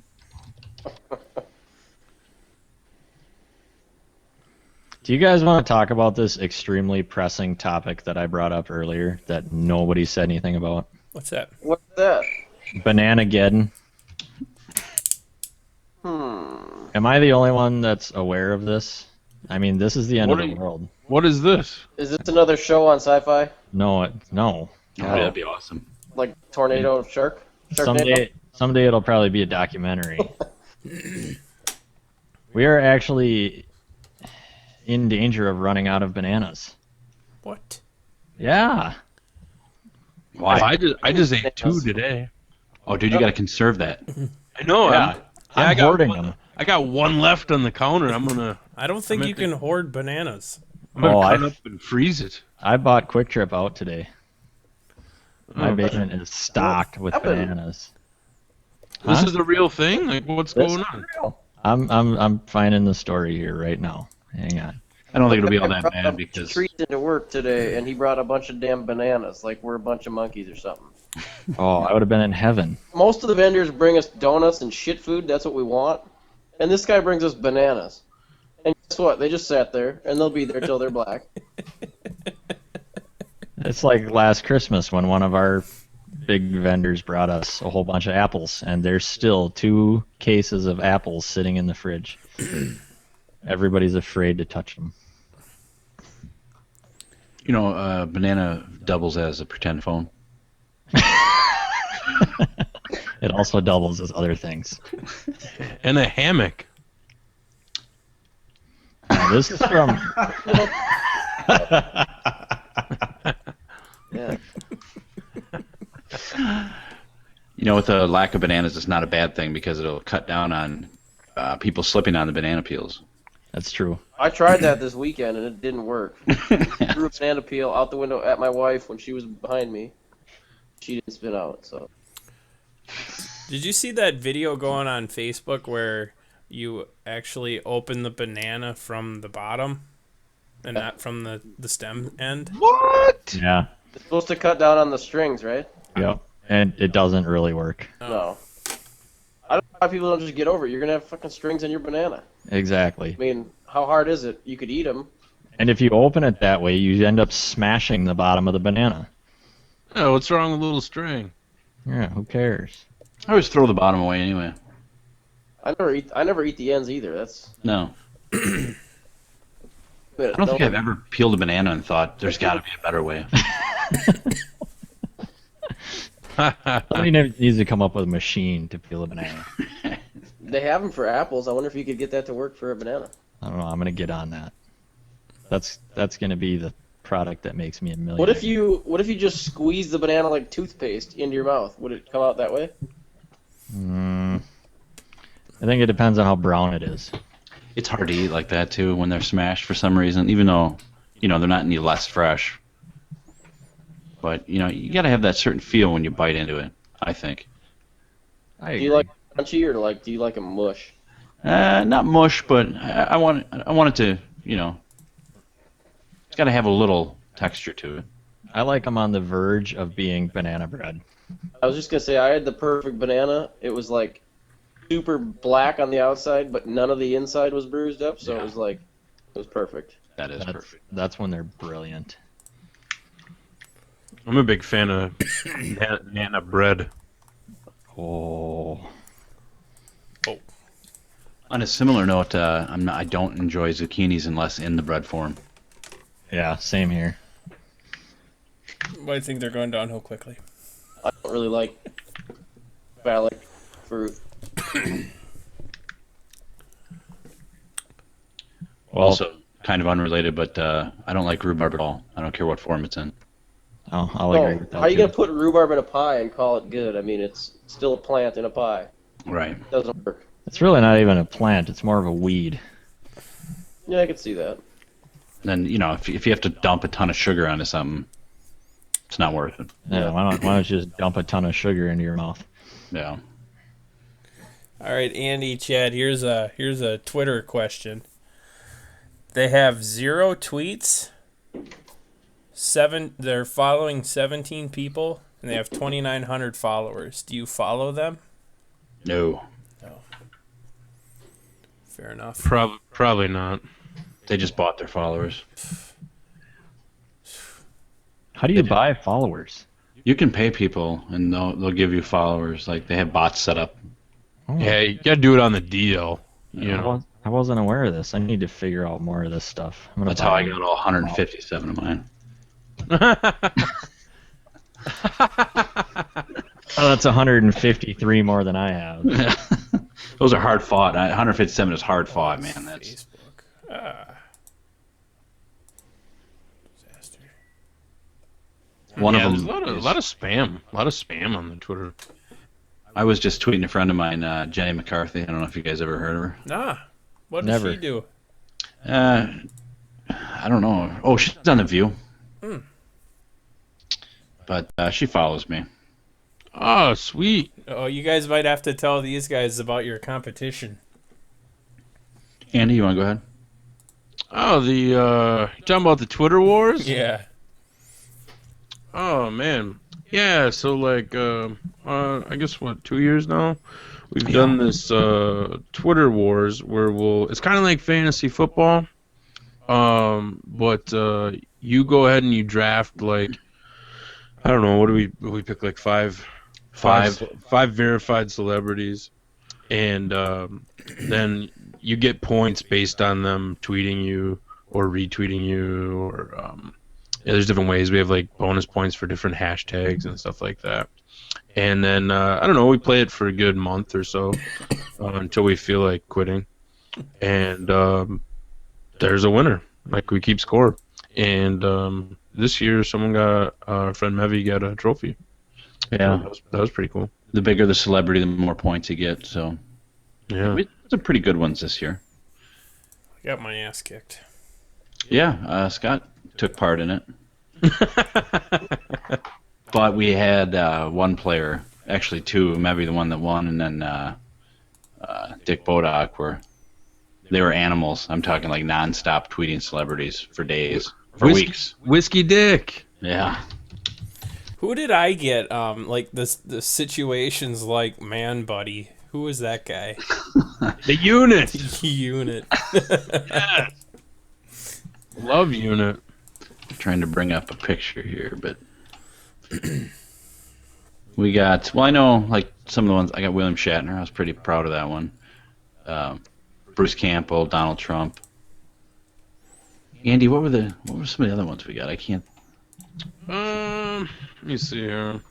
I had some of them highlighted for a while. I don't think I took them down yet, but And I got Jenny McCarthy by lying and saying I was a big fan of hers on The View, so I was kind of cheating. But Kelly Osbourne, Shayna Moakler, Sean Christian from Days, Brendan Walsh, comedian, Anthony Cumia. oh, I got the guy that was Chewbacca in Star Wars. He retweeted me. That's right. Anthony Cumia, hell yeah. Yeah, Opie and Anthony. Yeah. I'm a huge fan of those guys. I don't listen to them much anymore, but Oh, dude, me too. back when I was trucking over the road every week or every day, I listened to those guys. Who was that, Jason? Opie and Anthony. I can't believe I didn't get a response from you guys. I had Chewbacca on tap. And I heard that. I have Chewbacca on tap as well. I couldn't believe it. I have my soundboard up here on my phone, and you said Chewbacca, and I hit it like that, and nothing. I wasn't sure if I heard it right because I was surprised how fast it I came. kind of felt like this. Yes. Oh, dude, now I got to get my soundboard up. Now look at what we started. Here we go. It starts. The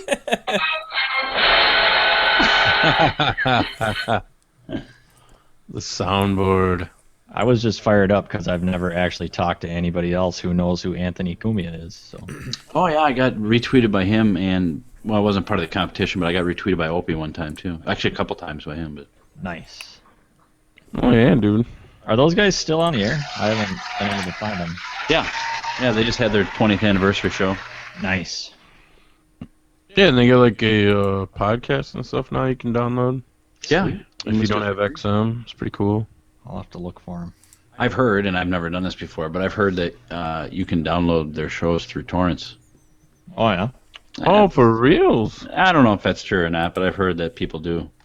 You can actually subscribe to feeds and download them every single day. Nice. That'll get me fired for sure if I listen to those at work. Well, you don't have to download them at work. No, but I will because I'm trying to get fired. Oh, okay. Well, okay. I think I followed every Monster Girl on the website, other than the ones that have 0 tweets. You are such a whore. I kind of jumped in the middle of you guys' conversation about the Monster Girls, but Yep. Yeah, we're just Yeah. discussing if they were actual, like, real people. you weren't talking about Deanna, were you? For a minute. I didn't even know they had names, but until like a few minutes ago. Deanna was cheating on you. The dirty little tramp. You guys.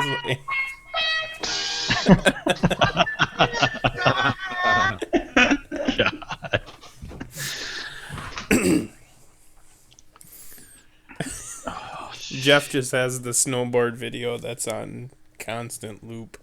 I got a new one though. I saw Scarlett Johansson full frontal, so I think she's my new girl. Just like that? Just like that, man. I mean, I haven't seen Deanna do nudity. She's not willing to go the extra mile for me. Why should I go the extra mile for her? Deanna's too classy for that. Yeah, but you got to give points to Skojo for showing nip. No, Nip and Bush. I give her points for sporting Bush. Oh, that's true. Did have probably a little too much of that, but So a girl like that, if if she's giving you the time of day, and then you're just like trying to be funny with her and everything. You're like, hey, high five, and she goes to give you a high five, and you see a big looks like she's got Andy in a headlock. Yeah, are you guys a fan of Bush or Bush Light? So would you be able to look past a hairy armpit if she looked like Scarlett Johansson? I'm She dying. had me in a headlock. What the? She had me in a. hold on. In a head scissor. Redhead. If she's a redhead, I don't think I can do it. But if she had like black hair, could you? Yeah, I could probably get down with the black hair. She held up her arm and went. How many times have you been, doing that and looked at the armpit and thought, that's really doing it for me? I've never had it the hairy way though. I've never been like, oh, look at all the hair in that. It would be. I don't think I could. I don't care what they look like. Okay. Excellent. Wow. Those monster girls have hairy armpits. I'm trying to bring it all around. They do if you Google image search Monster Girl. Wow. I heard the Racer X girls have hairy armpits. Oh, that's the whole X family. Man.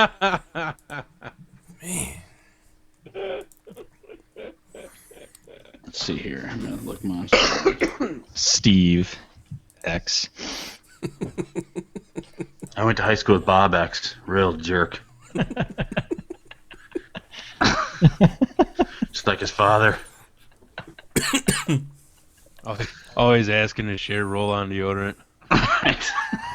Bob X.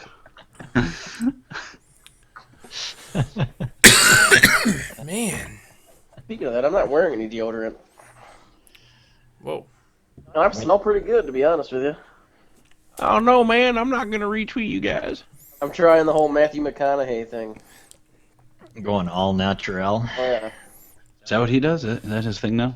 I think that's his thing. I'm not really sure. That's part of Scientology, isn't it? All right. Isn't that what he does? Love them redheads. First step is stop wearing deodorant. Second step, get your shirt off and go cook something. All right.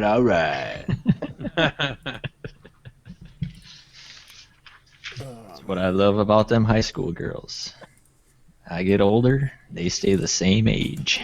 Boy. It's kind of funny because I thought I was out of deodorant, so the last 2 days I haven't been wearing any. And then my wife told me today that there's some in the drawer. I just didn't look because I'm an idiot. So sometimes I guess you just gotta look. Well, if you're anything like me, you start getting towards the end, you start rationing it. Do I need it today? No, I really don't. Yeah. I can wait. Deodorant's kind of like toothpaste, though, where like 90% of it goes really fast, but that last 10% you can stretch that shit out. You can make it last forever. Yeah. God forbid you go to the store and buy more. Well, you get down to the last part, and it's the plastic thing that holds it, and there's still some deodorant in the holes that are plastic thing. So if you rub it really hard, you can get that in there and stuff. You just kind of grind that into the cracks and. Yeah, you need a lot, just a little bit to mask the stench. And you can't figure out why your armpits are always stinging. Because you've rubbed them raw with the deodorant. Damn it. I know that scenario all too well. Bullshit. All right, I'm done.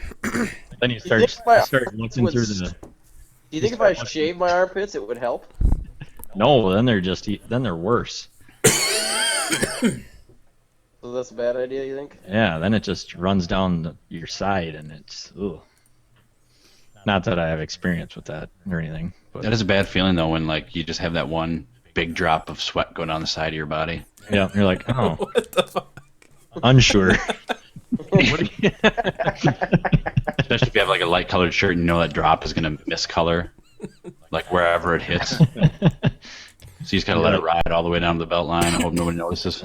Your Your boxers will soak it up. Right? You're holding your shirt out. Don't touch. Don't touch. Whoa.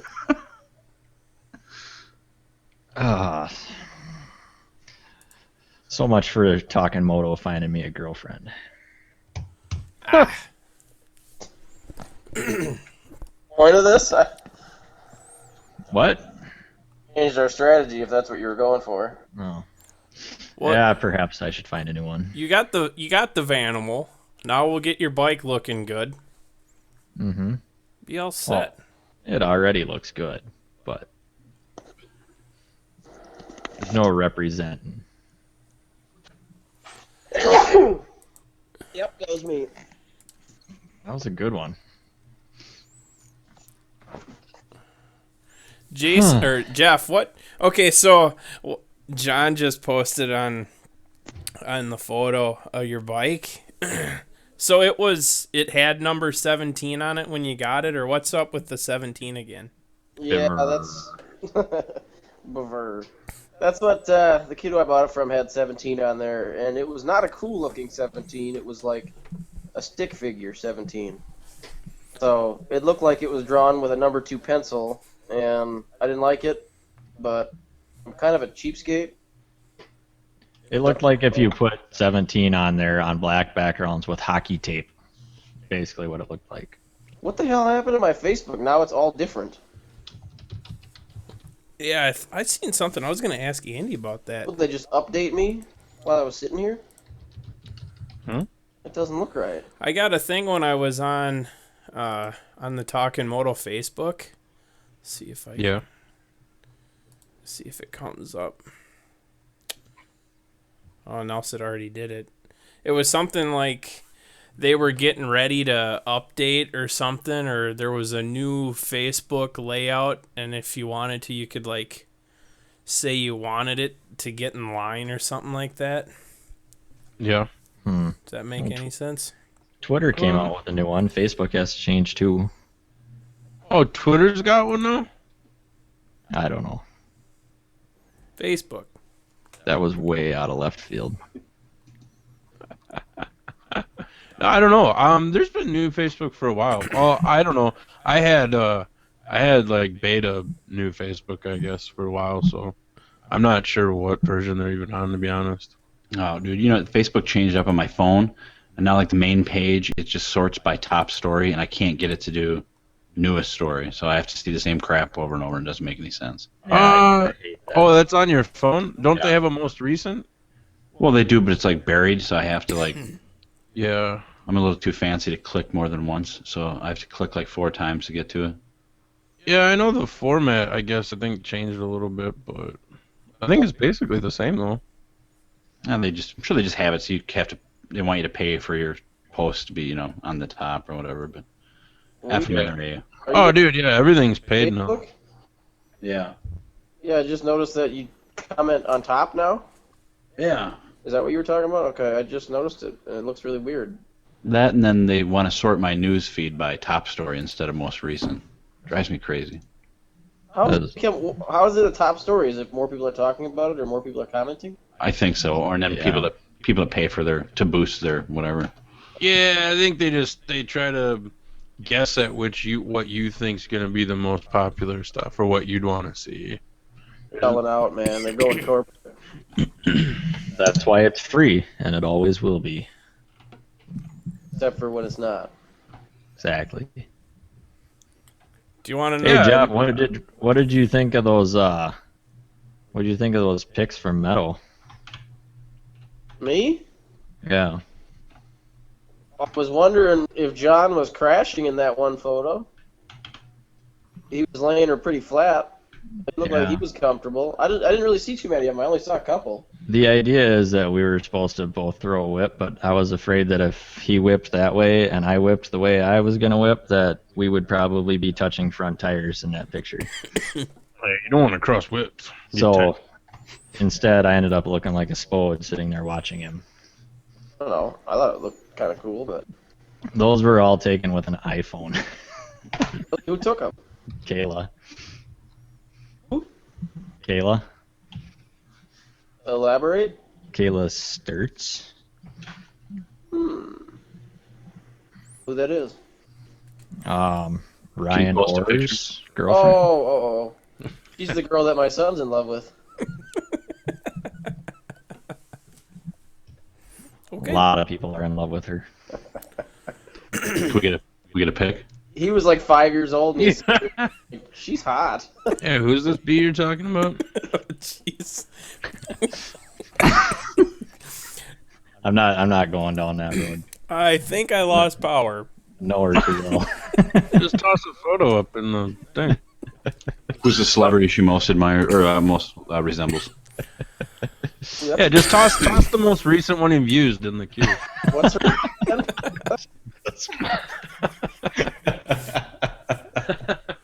Sorry, I brought it up. Kayla Mack? No. Repeat her name. I can't remember. Christine. Can you play that back, Scott? Oh, I got 17 mutual friends. Duh. I'm watching the Mad Skills motocross, and this is why I quit playing the game. Like, do you ever show like the winning run, and it's like a constant wheelie through the whole thing? You guys still play that?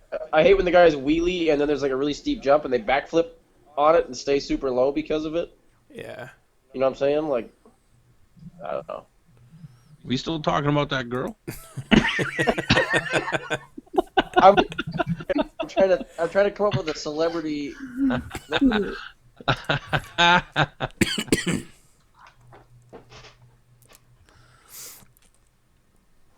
Oh man. Yeah, what's the celebrity she most resembles? I'm working on it. It's coming to me. I'm no good with celebrities. Well, what does she look like? What's she got going?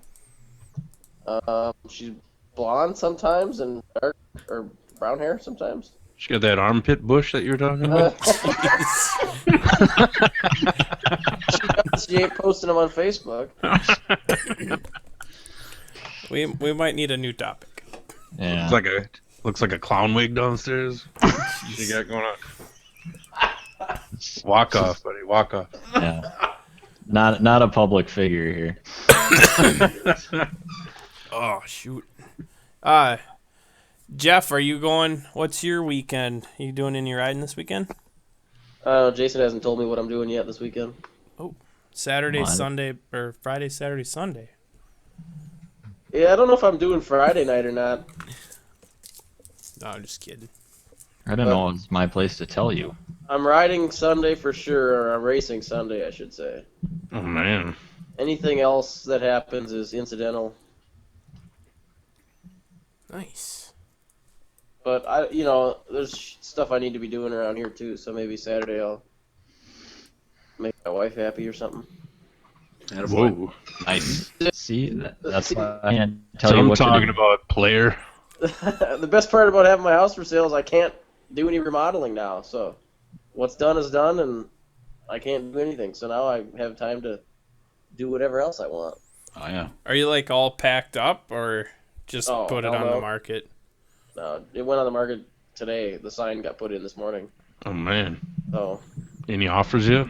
3. Woo! $8.05 was the most recent one I got. So Oh man. I think that's a low ball. I'll give you 806. that was the final offer. That's where the bidding ended. Who did that? Caleb.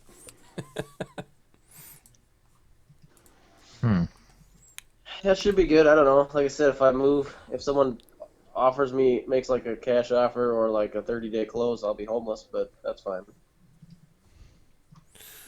Oh boy. I'd rather be homeless than Chromeless. not homeless. I don't know. I guess I'd rather be homeless and have my house sold than be living here and no offers. I guess I'll have to clean the house. Yes, that would be plan C, would be to move in with Jason. On the good side, maybe my fridge would have something in it. His wife likes to cook, right? I wouldn't say she likes it. Yeah, I don't know if she puts up with it. Yeah.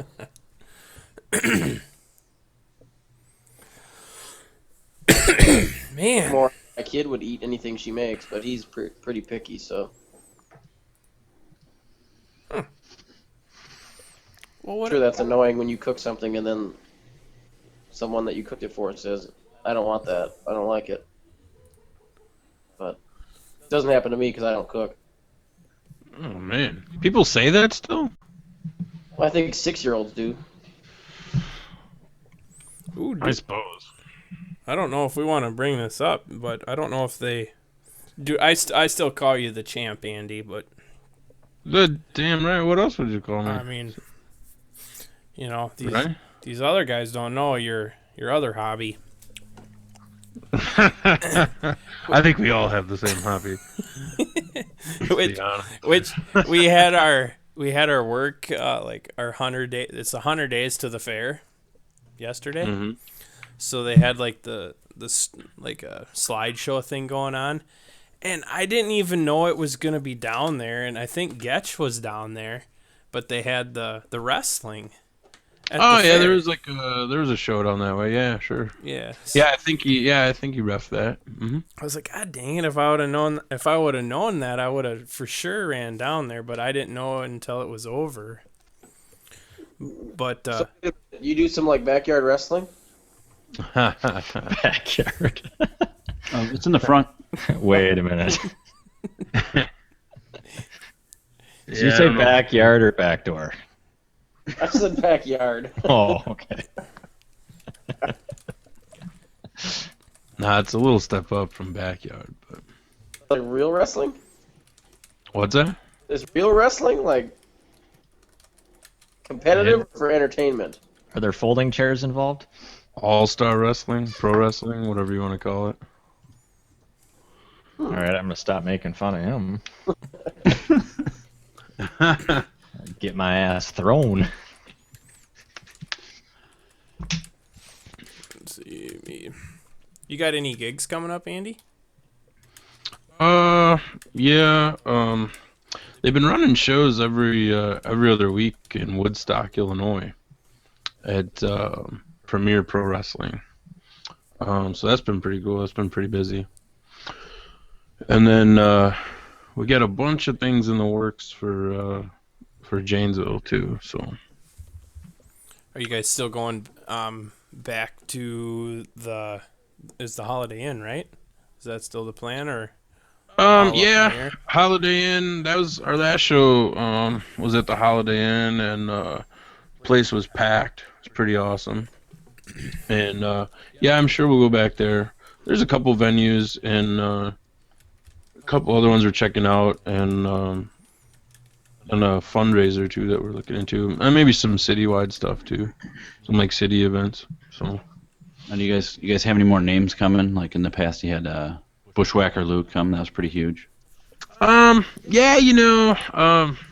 not really lined up, but we like to bring, we'll bring like that, like the Bushwhacker Luke thing. That was kind of a sponsor deal and like just something nice for the fans. Like we'd never brought in a name before, so.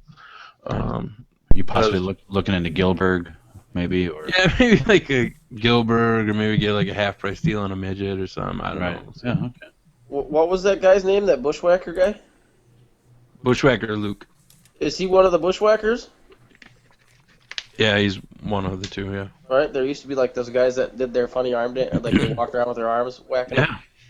Licked your face and stuff. Yeah. Now, his brother passed away, right? It's just him, or are they both still? Technically, I think they're both still alive. But I mean, I don't think Luke's like the only one that wrestles. Didn't the Ultimate Warrior just die recently? Yeah. Yeah. We have an episode of the Open Mick Podcast coming up where we talk about him. I liked him, man. He was the guy that like had the rubber bands and the tassels around his arms, Mm-hmm. make him look all big. I did that a few times as a kid. Not gonna lie. I think anybody that age that watched wrestling did, and if they say they didn't, they're full of it. I'm trying to think of who else was big back then. Oh, Jake the Snake. Brought his big snake out. Who I was? did that a few times too. Brutus the Barber Beefcake? Or was that before him? We actually, if anybody wants to listen to what Bushwhacker Luke had to say, check out episode 43 of the Open Mic Podcast. We sat down and had lunch with him. Yeah, lunch with Luke. Yeah. It's cool. 3. It's pretty cool. Wasn't it Hacksaw? Isn't he the guy with the big, like the 2x4? Yeah. Oh, yeah. Jim Hacksaw Duggan. Jim Duggan. Sure. Yeah. God, I sound like a huge wrestling fan right now. I can name them all. Yeah, I'm a little impressed by that, actually. I don't remember ever actually watching it. I had an uncle that was like, he's a couple years older than me, is all, like 3 years older than me. And he was super into it. Like, that was his life. So I saw a lot of the stuff, watched a lot of the Raw or whatever it was, or I don't even know what it was called back then, but it was, he had all the little action figures too. Oh, we played that game too, like, I don't know what system it was for, if it was for PlayStation or whatever. We played that a lot. Undertaker was always his favorite, which he was pretty cool, so. Undertaker. Didn't he have like multiple like guys, like is the Undertaker and like Goldust, was that the same guy or that was two different guys? No, it's two different guys, but there was I think it was like SummerSlam 89. No, not 89. It was the one they had at the United Center, but it was like Undertaker versus Undertaker, and there was like two, but it was just another guy similar size. That didn't last long, but it's always been the same Undertaker. Wasn't there? Okay, then am I thinking is Kane? Is that still the Undertaker? Or was he a brother in there? Yeah, he's still there, but it's supposed to be I guess brother. He used to be Isaac Yankem DDS. He was an evil dentist. Nice. But you're thinking of his brother Kane, and he's been in some of those. What's the name of those movies that he's in? There's like he's in those B horror movies. Just crap. I don't know. See No Evil or something like that. It's easy to think that a lot of those wrestlers are brothers because they do actually call each other brother quite a bit. Hey, brother. Right. Yeah. Let me tell you something, brother. I'm gonna kick your ass, brother. What you gonna do? wonder if I can get this to work. Probably won't work. Step into a Slim Jim, brother. Oh yeah. All right, let's try this. Did he say step into a Slim Jim or snap into a Slim Jim? That's probably Snap. I probably screwed that up. Yeah, I thought it was snap. Jeez, I'm an idiot. Step into a Slim Jim. Step into a Slim Jim. Brother Brock. That was me being funny. I want to play.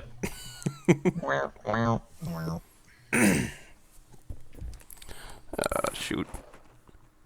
There are white folks, and then there are ignorant motherfuckers like you.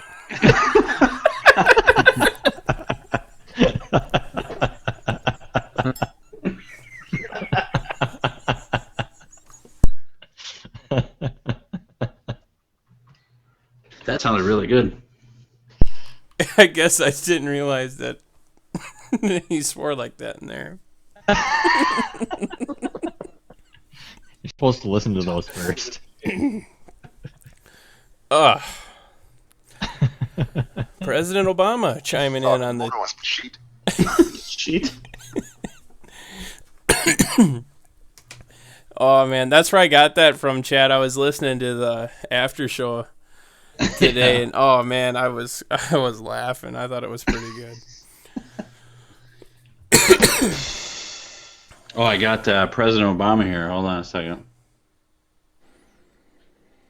Talkin Moto is my favorite. Thanks for voting for me, Scott. Is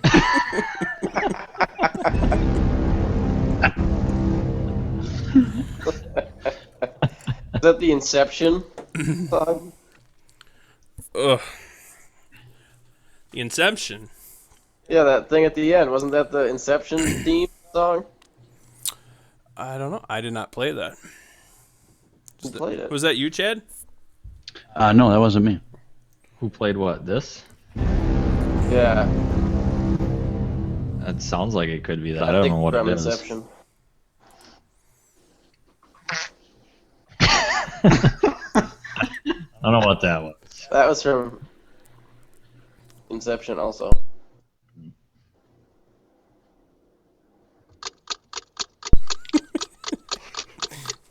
Speaking of time. No.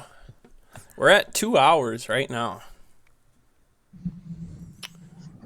Not me, man. I'm only halfway in. Let's go. Now, That's why you don't get paid for this. Andy, what's the longest show that you guys have done? Arr. I don't know. Maybe close to 3, maybe. Oh, we've done over 3 hours before. Yeah. We don't anymore, but I don't want to go 3 hours. But our longest show was 2 hours and 21 minutes. we're getting close, aren't we? Yeah, 20 minutes. I got another message from Barack Obama. He just sent this to me. Oh, Let's see what he has to say. Scott King is my favorite American. God bless him, and God bless Scott King Designs. White ignorant bastards.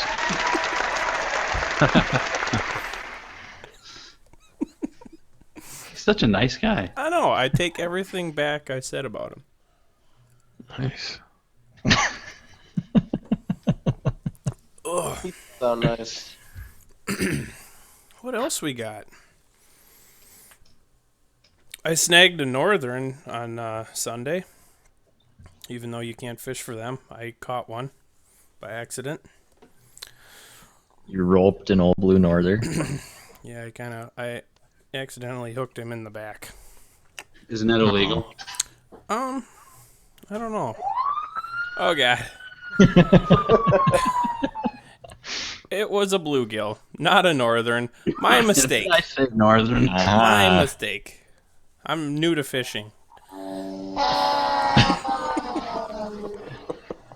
Jeff, was I talking to you about that guy that was fishing in downtown Northfield there? No. Oh, okay. Well, a buddy of mine was fishing Cannon River, downtown Northfield, caught an 8-pound walleye last weekend. Wow. Yeah. Out of season, of course, so he had to throw it back. That is a big walleye. Yeah, especially for the Cannon River. I'm telling you, man, I caught 3 walleyes in there like back to back. They're in there. There's everything in there. I thought that's when we were talking about that. No, maybe I don't remember you saying anything about that. But so what? I suppose you can't keep it if you catch it illegally. No, you had to take a picture of it and put it back.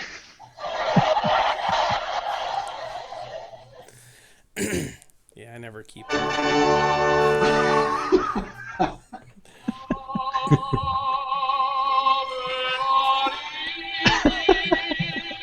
There's my song.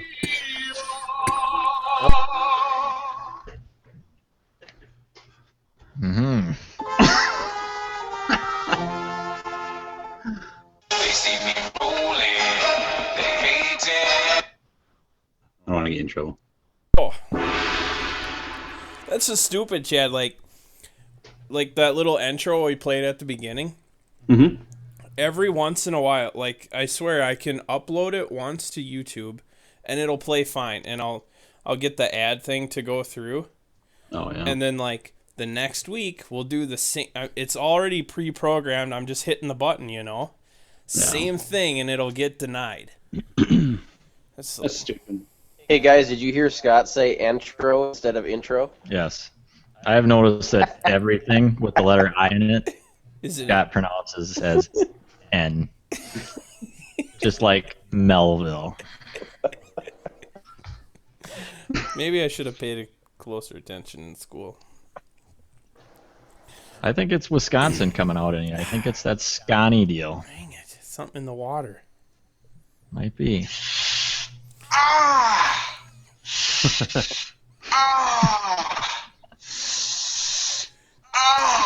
Somebody exercising, by the way, just to clarify. I was going to say, this could be misinterpreted. You gotta stop drinking the milk. Yeah, lay off the milk. Oh, dude. Scott, what do you call a baby cat? A kitten? Okay, all right. Sometimes when people say milk, they say kitten. I feel like you tried really hard to say kitten. Yeah, you were very careful about how you pronounce that word. Kitten? When you sleep, what do you put your head on?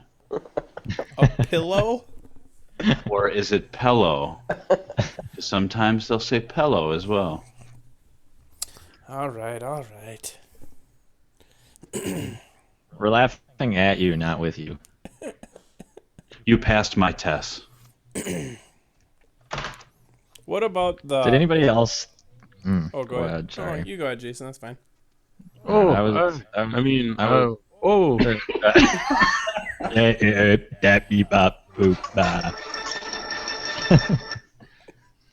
I'm just wondering if anybody else thought that Barack Obama sounded a little bit like Stephen Hawking there. Yeah, a little bit. A little bit. Okay, showstopper. Continue. I always get the, like, if you're going to go drink, like, out of, I say a water fountain. Is that what you... Drink? A bubbler? A bubbler, man. The bubbler. Bubbler. Yep. What the hell else would you call it? I gotta go use the loo, What do you call and it, then Jeff? I'll have a drink from the bubbler. What, a fountain? Water fountain. Yeah, that's what they are, aren't they? A drinking fountain? I wouldn't even call it a water fountain. Yeah, I would call them a drinking fountain. Yeah, and then it's a... To me, Like a water fountain is what's in Park Place. Like, you don't... but you play in it. no, water fountains are what you go and pour laundry detergent into. Yes. What? If you haven't, if you know of a place that has a fountain, some night sneak over there and dump a box of laundry detergent into it. See what it does. It is badass. Oh my god. I was at a family reunion once where somebody put little kids' bubbles into one, and it was pretty entertaining to watch. It's you too. You can buy that like 5-gallon jug or 1-gallon jug of kids' bubbles. It was pretty amazing what just a little, it was a real tiny one, what that did. It was awesome. We started one night with that fountain in Park Place, and this thing is huge. and we put one box in there. Nothing happened. So we started just dumping more and more. I think we had like 5 boxes in it by the end of it. And, I mean, it was foamed up 5 feet above the water level. This is a big fountain, too, because I've actually ridden a dirt bike in the fountain. Yeah, the basin for this fountain is friggin' huge. It's in the middle of a massive roundabout. So it was pretty impressive. Where is this at? In Farmington. Where all the shenanigans take place. I got a question for you guys, because Chad and I were talking about this just the other day, about what denomination of money would you pull out of a, like, that was pissed on in the urinal? I think it would have to be a $100 bill. Really? Like, because, like, not even like a 10 spot or like a 20? We're talking like in a bar, something like that. If I drop my phone in the urinal, I might not even go after it. Really? Yeah. Wow. Like an iPhone? Yeah. Scott, where are you at with that? I don't know, man. That's kind of risky. I think Probably a $5 bill. You do a $5? It depends if there's chew in there, because if there's chew in there, I wouldn't touch it with Jason's dick. Well, we were just talking fingers. Oh, Chew. More than likely, it would probably be my chew. So. like it would if it was just like if I knew it was peed on at some point, but like wasn't sitting in pee. Does that make sense? But if it was like covered in chew, that's gross if it comes out of someone's mouth. I don't mind if it. What if there's I don't care if it comes out of your penis, but if it comes out of your mouth, I'm out. there's like it's peed on? Maybe it's laying on a nice fresh bed of ice that they just dumped in the urinal. But then but it's just been pissed on, and maybe there's some like short and curlies on it. Ooh, the curlies might do it. I don't know. I might be out. That would definitely deter me. Like You know what though? Here's what I would do. I would pee on it myself, clean it off with my pee, and then it's And then he'd lick it. vanquish all the other pee, and then I would grab that sucker and I would rinse it off probably. Maybe. Yeah, probably. You'd go for the 5 though, huh? Oh yeah. Let's say that there is pee on it, but there's trace of blood on it too. Oh, in the urinal? I'm just throwing that out there. It might be blood. It might just be maybe somebody spilled some ketchup on it, but. okay. What if it's a hundo like in some shit water? pick it up. If it's a Hondo and shit water, go after it. So you'll take it out of the shit water. Oh, you pick it up with your hand, or you're bobbing for it? No, I would go find. I'd go find a tongs. No, there's no tongs, man. You're in just like a shitty bar restroom, and it's like almost last call. You guys don't carry a tongs with you everywhere you go? No. I do. You never know when you might find a $100 bill laying in some shit water. So if you have a Hondo sitting on the bottom and there's just a log floating above it, you're gonna push that off to the side and grab it. Wow. I would pull it out and throw it at Jeff. Oh, God, I couldn't do it. Didn't they? Oh, go ahead. I found a $100 bill in a pack of cigarettes once. I'd pull that out. Oh, I pulled that out for sure. Yeah. I don't even know what led me to pick up this pack of cigarettes that was laying on the ground at the county fair, but I did, and there was 2 cigarettes and a $100 bill in it. Dude, that's like $110 worth of goods right there. Oh, It's expensive. I sold the cigarettes to the carnies. I don't think I've ever found money. I've never found anything substantial. A couple Yeah. bucks here and there, but That was by far my best find. The one time I would find money, there'd be like a hidden camera on it, like, will he do the right thing? And I'd be like, nope, I put it in my pocket. then the guy from Dateline would pop Yeah. up. Yeah. No, you took that money. Is that right? Well, that is the right thing, though, right? They just I was take good. it. I was Like, gonna what find else? some- What else are you gonna do with I it? don't want some dirty old bum getting a hold of it. All right. Finders keepers, right? Didn't they do that on Jackass? They took like money and they like folded it up, and then I don't know if they had like crap or something, like on the bill, and then like the guy would see it, and then he'd like pick it up, and like his whole hand would be full of crap, Yeah, and then they'd get all pissed. How much money do they then give the guy to get him to sign the release to put it on their movie? Right. Yep. You think, like, okay, here's $200 bills that haven't been shit on. Sign this paper. I don't know what they give them. Have you guys ever seen the video that Opie and Anthony did, where they took the box and wrote "free puppies" on it? They set it on the sidewalk in New York City, and then when you open the box, it was just a bunch of pictures of dongs.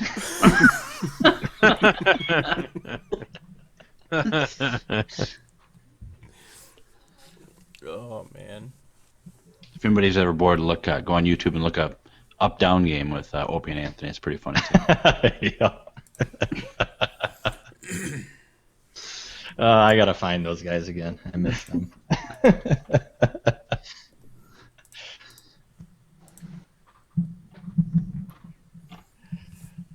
Cue the crickets. What is going on? That's all I got for crickets. Oh, I got my iPad here. Hold on. Here you go.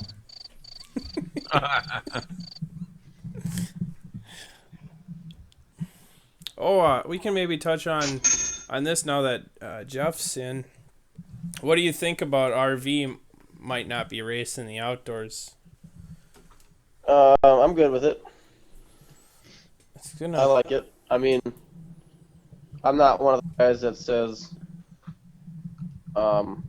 I want all the best guys racing. I just want... I want a bunch of people who are very similar skills racing so that the racing is...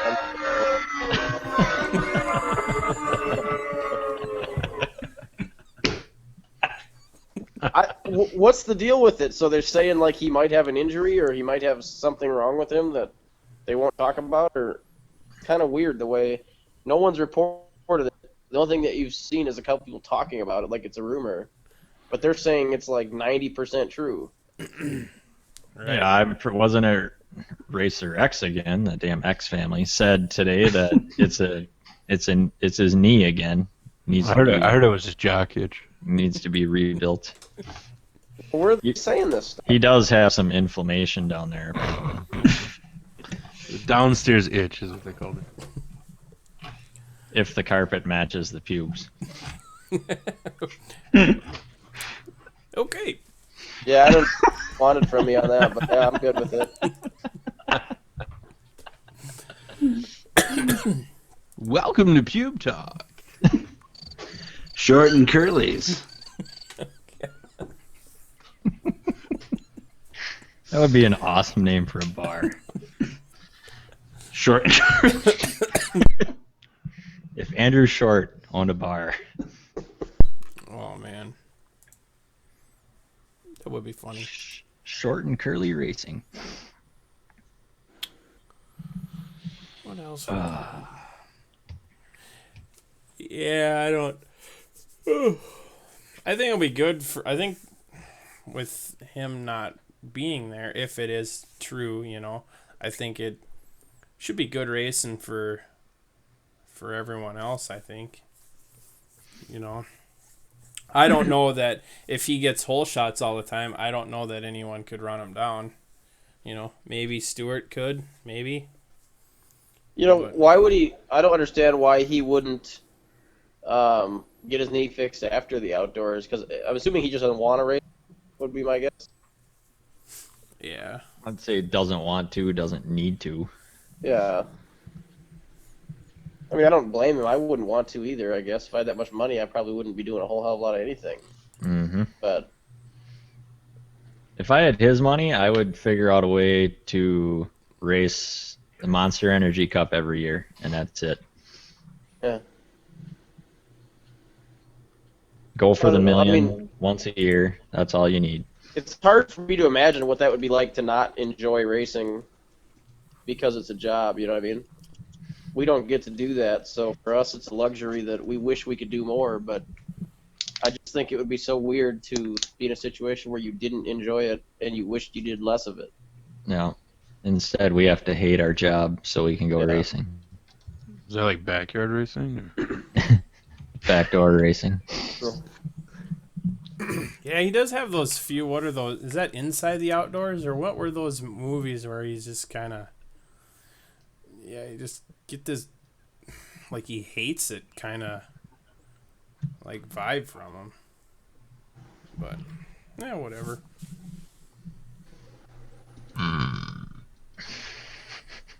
Whoa. I don't know if we're gonna make it, guys. We got 2 minutes.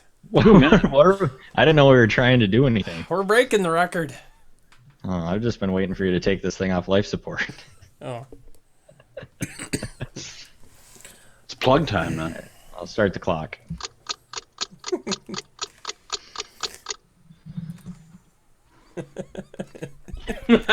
we could just sit here and be quiet and chuckle for 2 minutes. These girls are A1 USDA certified racists. Really? Bullshit.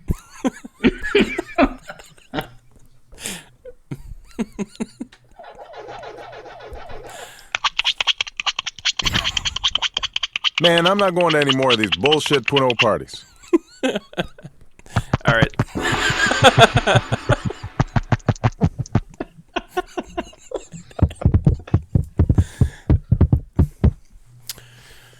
Jeff, get your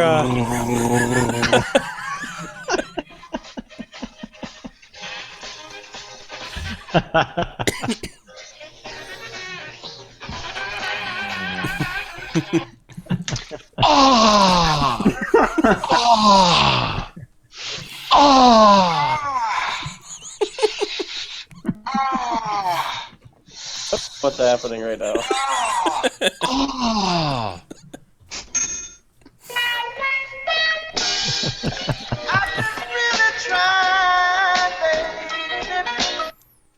Dirty Yankee. I'm a little worried about how. Never mind, I quit. I'm throwing it in the towel. It's over. It'll be fine. Chad looks like he's enjoying that way too much. It's a gift card. It says it entitles me to the D. What exactly does that mean? Look, down there. What is that? Mistletoe? You know it, Mrs. Chugger. It's an episode of the Chuggers I never finished. Oh man. Turn on the Open Mick. I wonder what will happen. All right, I'm gonna try something. Hopefully we might lose it, but I'm refreshing. Hang on. You say hopefully we lose it. We are. Nobody's listening anymore. I hope it ends. So what's you guys' story? I'm sure I missed it all, but you guys are like buddies and live by each other, or you live in Wisconsin, something like that? No, we hate each other. Why? We're just in it for the paychecks. Yeah, Andy and Chad, they live. Well, you guys are what, 45 minutes from me? You want me to go there? No.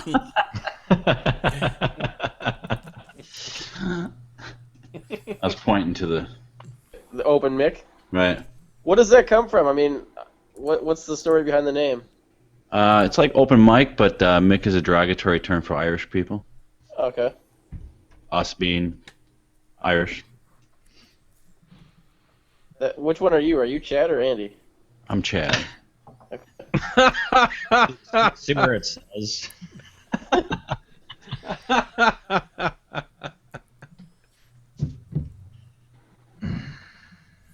Oh, I gotta close that. Oh, yeah. Yeah, how many episodes are you guys up to? And it's what, 2? Are you on 3 years already, or is it only been No. That's our second year. second year? We got some catching up to do. Yeah. So do I. Yeah. I always forget.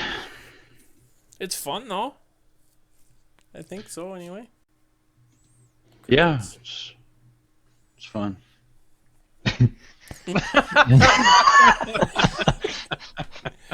That's exactly what I'm doing right now.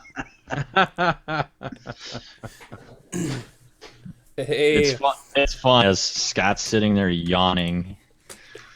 Listen to us next week. Mike just made it in. Tune into the Racer X podcast. No. Never. Don't retweet his shit. What is this? Oh, a gorilla? He's A vanilla gorilla? him's My new nervous thing. about Banana Geddon. Yeah, you never finished that story. Why are the bananas going away? I lost to the story now. There's a fungus and Just make it up. it's causing problems. Okay. The United States imports 4 million tons of bananas every year. And the price is going to be going up. I don't know if you saw that, Jason. Mike with MV1 just hopped in the chat room, I see that. and he said that the Rockstar KTM's will be on Huskies next year. Ooh. That's an interesting tidbit. Yeah. So Jason Anderson's going to be rocking a Husqvarna? Is that what I'm hearing? Or is he... Oh, yeah. I mean, to me, that's Rockstar KTM. What? Now he's Davey- switching. Davey Millsaps is going to be on a Husky? Yep. Rocking the chainsaw. That's craziness. Oh. I was watching, was it Tyler Ratray's running a Husky overseas, and he just got back from, I think he broke his hand like the first race, and then just got back to racing. Doing all right. I think he was like top 10. But those dudes overseas are fast, man. Those GP riders, and their tracks are gnarly. I was watching the Bulgaria round, and it's no wonder they've whooped us the last couple of years of the Motocross Nations, because those guys ride on some of the craziest, roughest stuff you can imagine. And then, Yeah, at speeds that are absolutely insane. I mean, I can't believe how fast those guys are. Well, yeah, this weekend it was like the first moto was perfect. It was like dry as can be and sunny, and then the rain let loose. And first lap, I mean, it's slick and it's a hard packed track, so I would imagine with water on it, it's super slippery. And I can't even go. I'm looking at this radical Islam.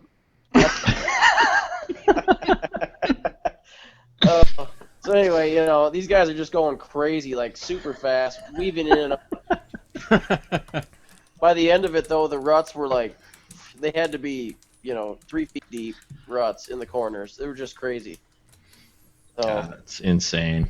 and their tracks are wide. I was noticing that too. Like our national tracks seem to get pretty skinny in parts.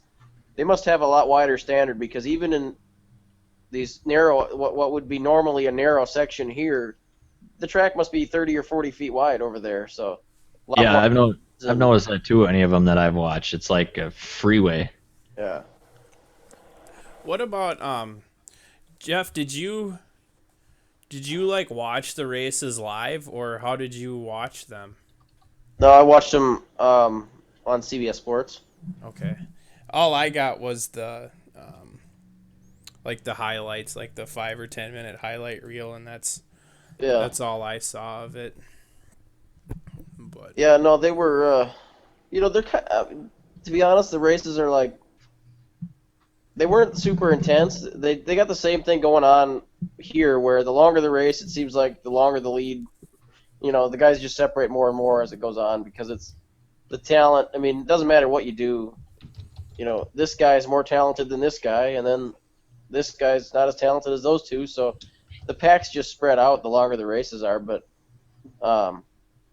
really the opening laps are probably the most exciting part. But a couple weeks ago there was a good race where Caroli kind of showed everyone why he's a 7-time world champ. He put some amazing passes on some dudes and made them look silly out there. But this last weekend, mud race, they couldn't do a whole lot with it. You're just out there surviving. yeah, and then I don't remember how far Caroli, because he went 1-1, didn't he? No, he went 2-1. 2-1. Paulin won the first moto. Crowley hasn't won at this track apparently since '07 when he was on a little bike. And so there was a lot of talk about that, how he's wanted to get a win there in the 450 division, or they call it the GP division. But hadn't got one. You know, he had bad luck all over the last few years. But Paulin just couldn't get going in the mud. Like he just wasn't having it. So I was he went 1-4 and Crowley went 2-1. So I like the guy that does the announcing with his like accent or yep. MX1 race 1 or whatever. Paul, I think his name's Paul Malin. And then he's got Adam Wheeler in there. Yeah, they a couple of English guys. It's just hilarious listening to them because of some of the words they use. They're really knowledgeable. Like the guys know a lot, but they just got some weird ways of saying things. Yeah. It's even harder to read their race reports. Like the way they word them, it's all over the place. It's hard to read that like English.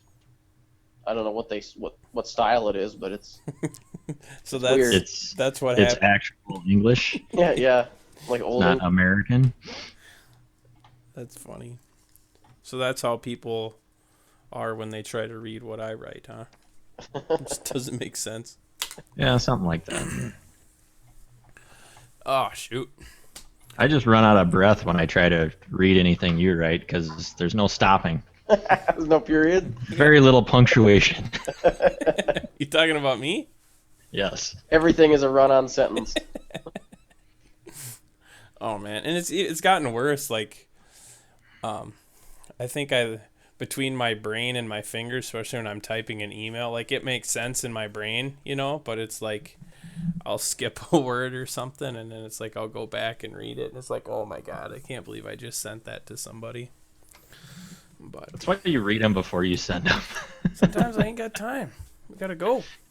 Ain't nobody got time for that. Ooh, Welcome back, Andy. that was rich. Bring it up again. We'll vote on it. All right, guys. We got anything else? Sleepy time. Yeah, I got a bed to catch. Thanks. God, I wish we got to get Mike on. We kind of briefly talked about it earlier. We got some gift cards to give away for him, and he just hopped into the chat room, even though we're ready to close it down. He's on that West Coast time, so it's pretty early for him yet. But hopefully next week we can get Mike on. We can start giving away some of his stuff, and thanks to once again all the other guys that are helping out with the podcast. Thanks to Chad and Andy for coming on. Hey, thanks for having us, man. Yeah, dude. Hopefully it wasn't too bad for you. No, it was a good time. But yeah, playing. It was a real drag. Oh, speaking of the sponsors, how's the Northland? You guys getting any more? Getting some more chatter now that it's getting nice out? Oh yeah, yep. And adding a few more people every week still, and doing pretty well, I'd say, considering I started it. So, but cool. So, Plainview Power Sports, Northland MX, the Fine Tune Motorsports, MB1, Moto Kazi, they're racing this weekend. Nick at Black Diamond, got the Hardline MX, District 23, the Bicycle Works, the Open Mick Podcast, the Damn Bait Shop, and SKD. So, SKD! All right, guys, thanks. And next week we'll be back on Monday, and we'll have more moto talk. We kind of had a little different show this week, which I think was pretty fun. So, that's it. It worked well. Holler.